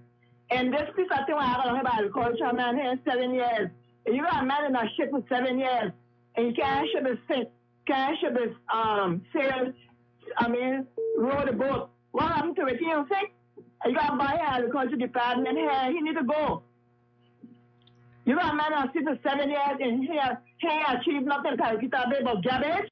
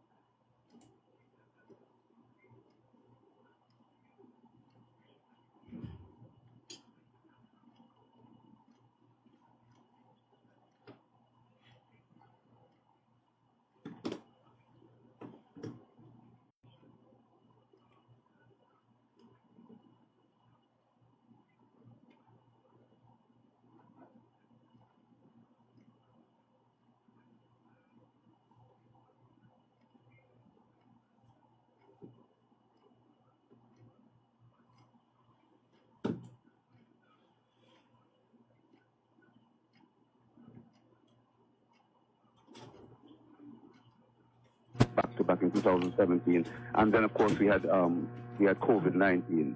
He's now recently added to that his request for the removal of the governor from cabinet. So I just want to hear from the opposition as to how do they see his points of political instability, systematic problems, and natural disasters, along with his views on the governor, and how do you see that from an opposition standpoint? I'll hang up and listen to your response. Thank you. Gentlemen, it's up to you. Thank you, caller. I don't know exactly what he means by political instability, whether he means that it's from the local point of view or the UK's point of view. But political instability seems to be a word that he just streamed up and he came out of his mouth. Because this is a country that the transfer of power is always peaceful. It is never under any threat of violence or threat of anything. It's a peaceful transfer of power. The people didn't vote for you, they vote for the other side, and the other side, they got the power and they move on. So I don't know exactly what he means by political instability. The systematic problems in the service, in the public service, it didn't just start here. I remember being close to Mr. Stout, and he was always talking about some of the system problems and trying to get more control over the public service so that he can get the things what he wants done. So if he is so if he is such a smart premier, he should be able to use his skill set to be able to get people to do what he wants done instead of for all of these problems. I think he's more interested in having the power over people than to get people. In other words, you catch more flies with honey than vinegar. And if he used that part of the skill set, I think he will do a lot better. And he spoke about the failures of natural disasters, of Maria and COVID. We all governments in the world went through. Not all government, but a lot of government in the Caribbean went through hurricanes, they went through COVID. All of us went through COVID. And continue to use those things as excuses, I think it's not necessary at this point in time, because we have rebounded. When you look at hurricanes, Irma and Maria, and where this country is today in terms of let's take for example its housing stock.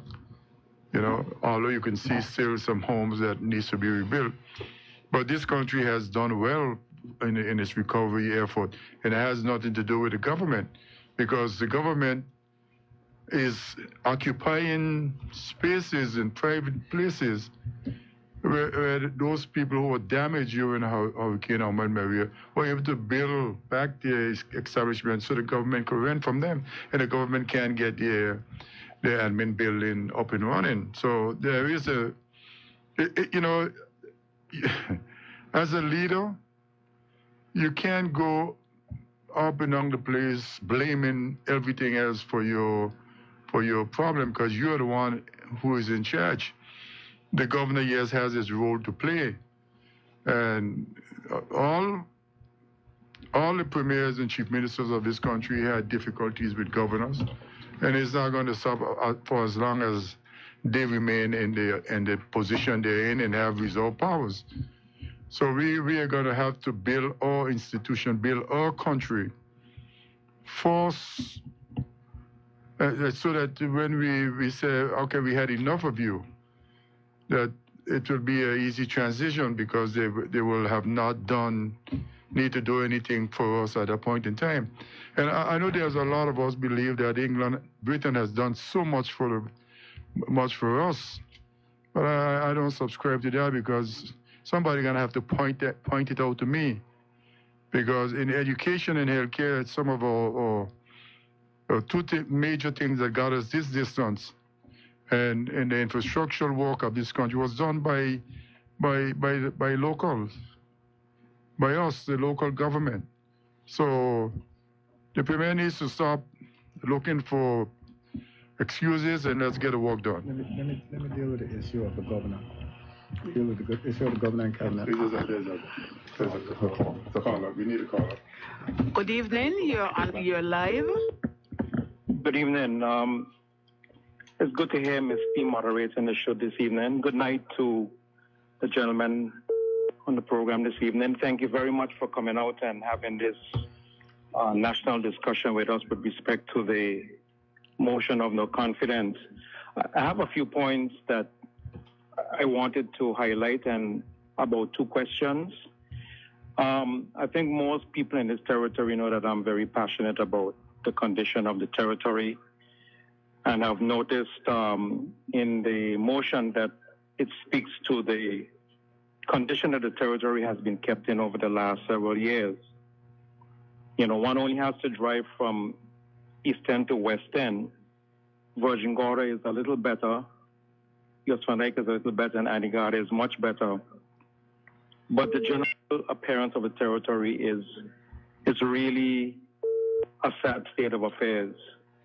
And if we are intending to attract investors to the territory, I think we have to pay attention to the way the territory is kept. I've always said that we're not keeping the territory clean for visitors, but we are keeping territory clean for ourselves first.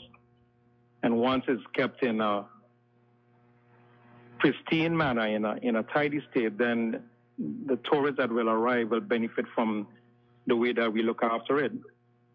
But we've seen over the last few years that the bush has grown so high that the work that is being undertaken right now, thanks to the motion of the confidence, is a mammoth task, because trucks of bush have to be trucked away from a roadside that generally should be kept clean on a regular basis. And I think I heard Honorable Turnbull mention it. There was a system in place before we had the COI, where Public Works and Waste Management, in collaboration with private contracts that were awarded to persons across the 9 districts of the BVI, that kept the territory looking pristine and clean. That system and that structure seems to have disappeared. And we are now trying to clean up the place.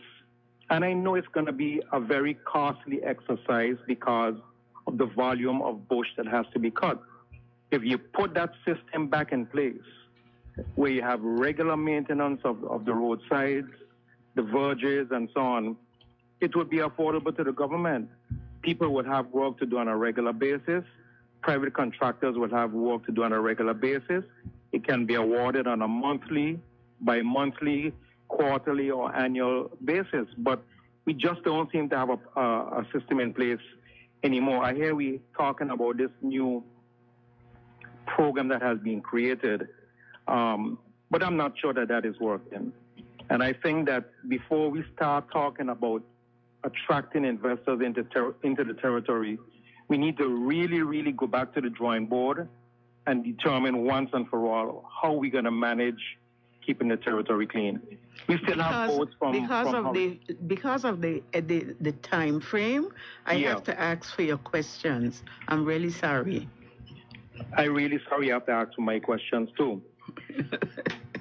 So in the essence of time, then, my two questions are, first of all, where do we stand currently with the consumer protection legislation? That's number one. And number two, I wanted to know if the loan of $100 million has been, will be guaranteed by the UK government. Thank you. Thank you too, gentlemen. Who? No, everybody has. You got another thing. You got the questions. You want a guarantee? You want to talk about a guarantee? I'll just answer quickly the question about the consumer protection legislation. The legislation was passed in the House, and it was supposed to come into operation under the Trade Commission. The now minister, with her wisdom, took the decision to suspend the Trade Commission, and the intention was to have that operationalized through the Trade Department, which we know was impossible because of the legislative changes that were required. So it's been on hold for the past going on a year now because of the decision as made by the minister, the now minister, and the government to suspend the Trade Commission. So we are without a functioning consumer protection regime because of the decision to suspend the Trade Commission. His second question, who'll pick it up? For the loan guarantee? Yeah, loan guarantee. Yeah, it would be guaranteed by the British government. All loans have to be approved and guaranteed by the British government. But this wasn't said to the public. A lot of things weren't said. No, the public is knowing now from us. Good evening, and thanks for calling in. May we hear you?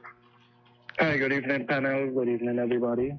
I have just two quick questions that I'd like to ask the panel. One is, when you guys were in power under the NDP, right after the hurricane, there was a loan that was offered to the BVI. And I don't think the public got a clear understanding of why we didn't take that loan. And B, the RDA was formed with recommendations that you guys gave.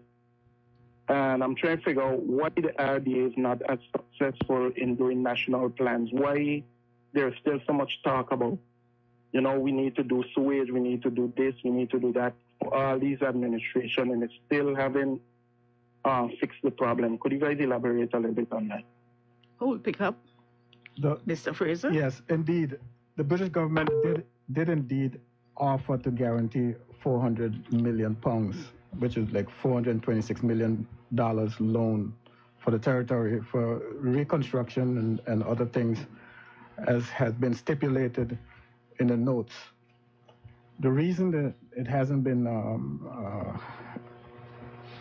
followed up on is that when the Virgin Islands Party took office in 2019, the then Premier and his surrogate decided that it's something that they weren't interested in. It wasn't. They claim it wasn't good for the country. And in asking questions to this administration now, they're saying that the offer was withdrawn. I kept asking for them to show us the notes indicating that it was withdrawn, and they can't find them. But I am one person who believes that in order for this territory to ever get back on its right footing, they need to take the British government up on that loan guarantee. We need that money. $400 million is not nearly enough money to rebuild this country and get us to where we deserve to be. One caller asked earlier about the Premier requesting that the governor be removed from cabinet. That's an event which time has come, and it's passed a long time ago, 17 years ago, when we were doing the 2007 constitutional review. The matter was on the table in the UK, and myself and the other member for the opposition vehemently opposed it. We opposed it on the grounds that back then, I hope I'm right, politics was really personal. The leader of the opposition could tell you, we visited a site a few days ago, and we looked at it, and he can remember that it's an initiative that he started. And because the administration that took office after him decided that it should stay the way it was, and it's the way it is. And he was just talking about the helipad program that they were for airlift for the sick from Jost Van Dyke, Virgin Gorda to Tortola.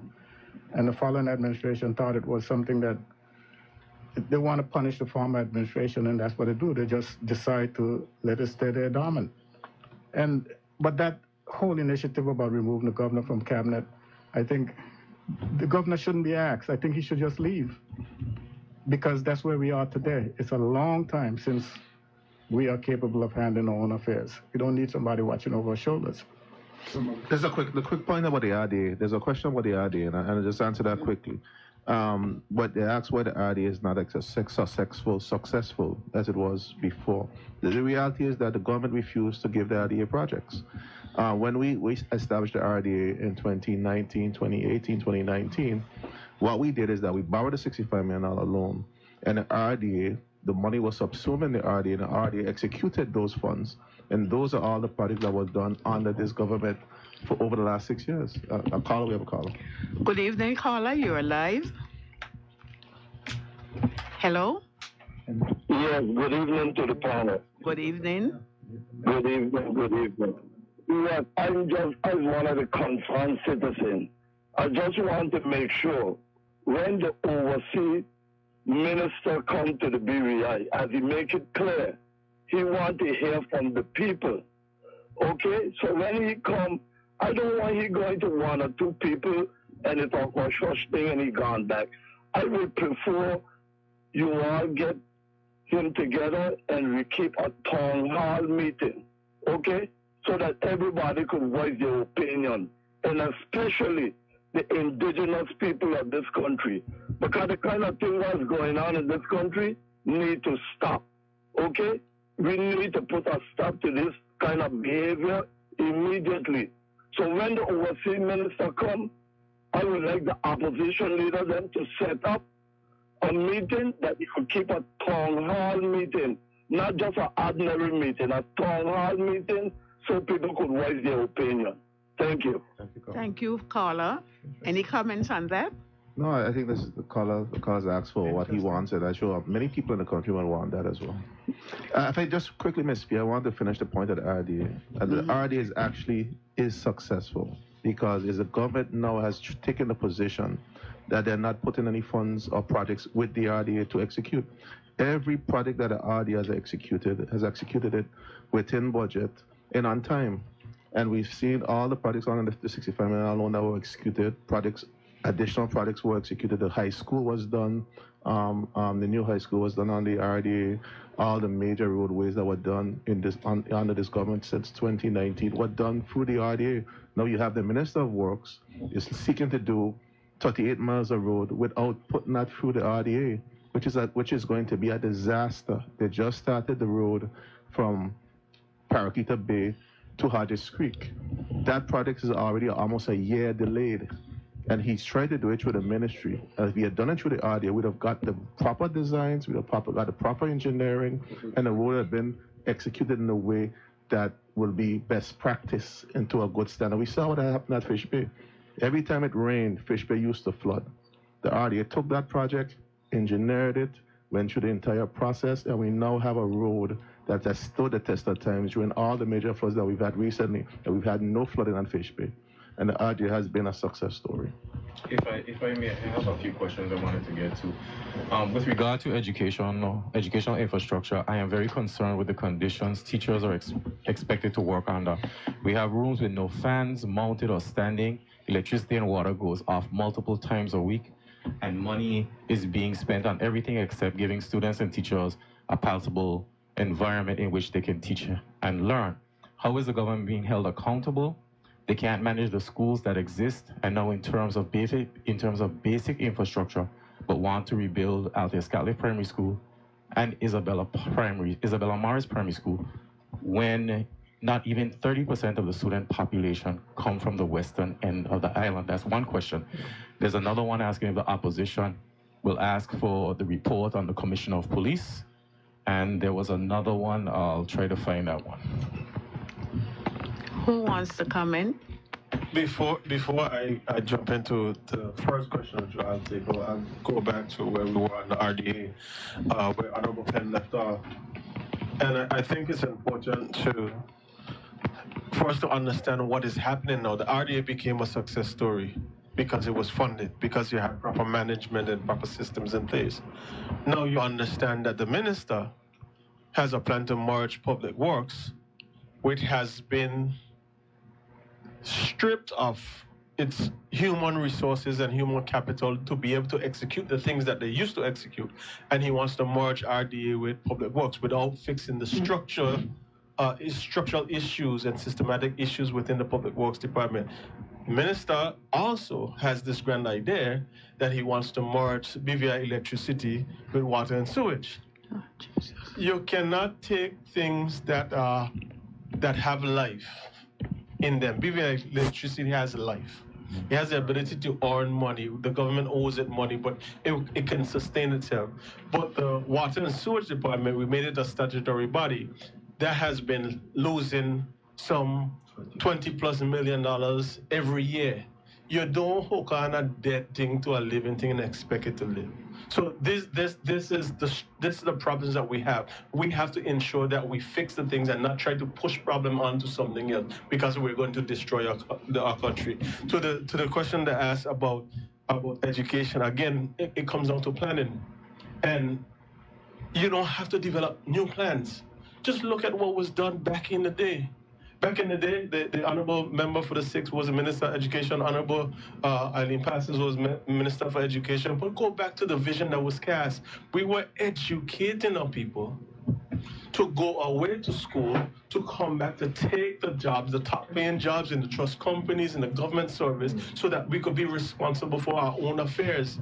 We have gone away from that, and we just want to do things in silos for our own benefit, but it is not materially beneficial to the growth and the development of this territory. We have so many people with education away that want to come back home, but we're not making opportunities for them. We're not making any place for them to come back home, and we have to change that. I want to just add on something very quickly to go back to those failings that the caller spoke about, this political instability, the systemic problems in the service, and natural disasters. What you've been seeing happening over the last couple of days is a leader who refused to accept responsibility for his actions. What you have here are just 3 excuses. And he's been on a whistling tour all over trying to deflect the issues. And that is not a good sign of leadership. If you're a leader and you make a mistake, you accept that you make the mistake and you move on. And you aspire to do better. When you start to make excuses, especially to talk about the civil service, yes, there are inefficiency issues in the civil service. But the issues that we have raised here, the $20 million overage, you're the Minister of Finance. That's not the service. That is you. We've been asking for the economic plan for the country. We've asked for the tourism plan for the country. We've complained about the fact that there's no inward investment in the country. We've asked for a tourism plan. We talk about Prospect Reef. We talked about agriculture.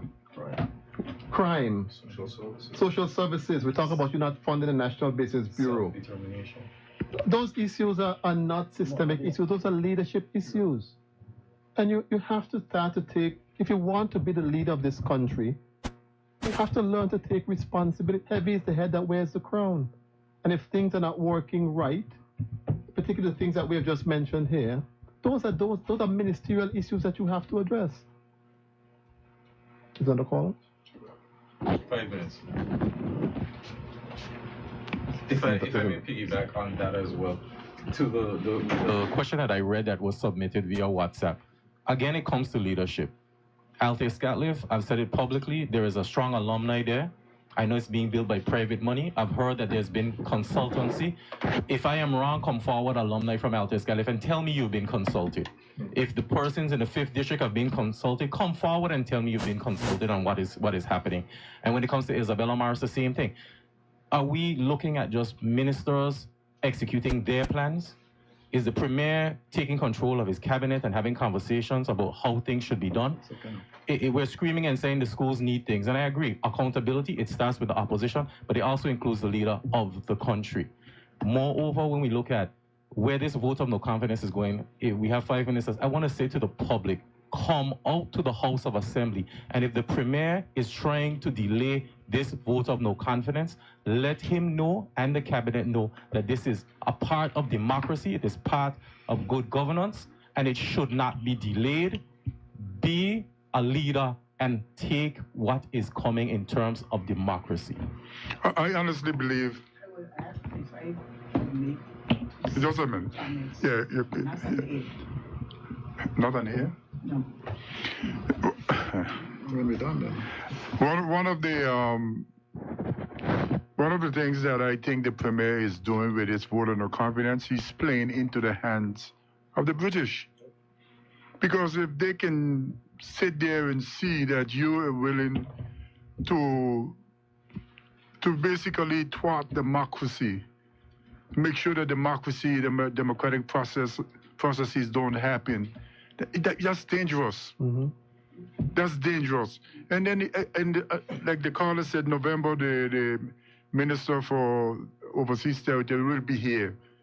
And I was talking to the people who are doing the sovereign rating today, and they're listening to the show. They're listening. Well, you know? What I don't understand is how can you tout that you're an advocate for accountability, good governance, and transparency? A vote of no confidence in a parliamentary democracy is an accountability tool. Yes. That is what it is. Why are you running from the accountability tool? Yeah. Why are you running from it? And you're trying to pack up the order paper with all manner of things, hoping that the vote of no confidence will lose momentum and lose its sting. Yeah. Why are you doing that? When we were in government, Honorable Fraser, you brought about two of them. Yeah. And we welcomed them. Yeah, we welcomed them and we had them ventilated and we discussed the issues. Why are we running from accountability to the people?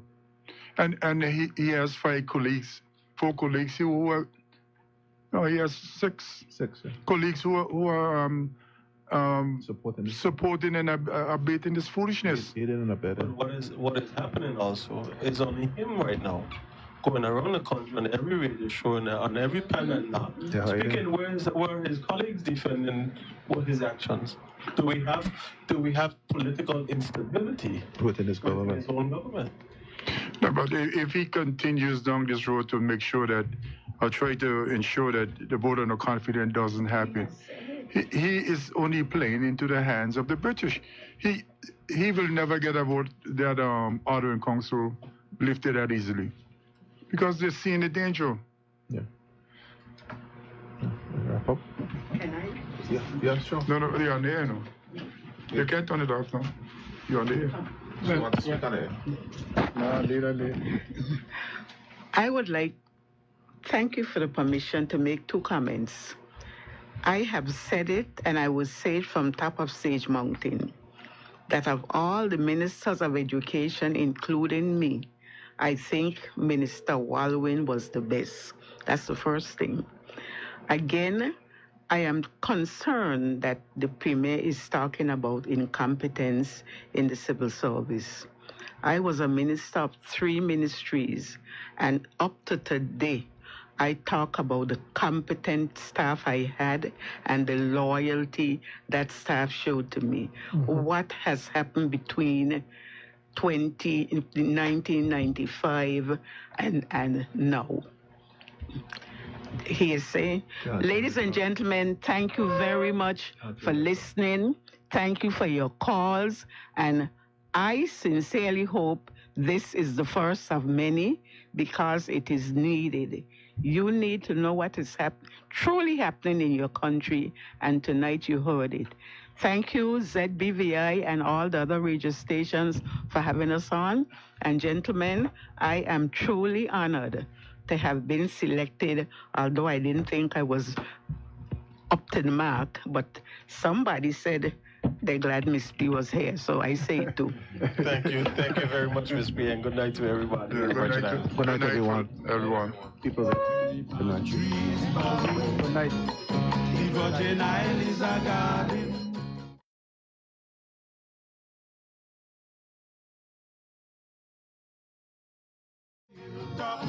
And the white sands along the shore, inviting the tourists to stay here forevermore. Say inviting the tourists to stay here forevermore. I said this is natural beauty. You can't find this thing in no big city. This is natural beauty. You can't find this thing in New York City.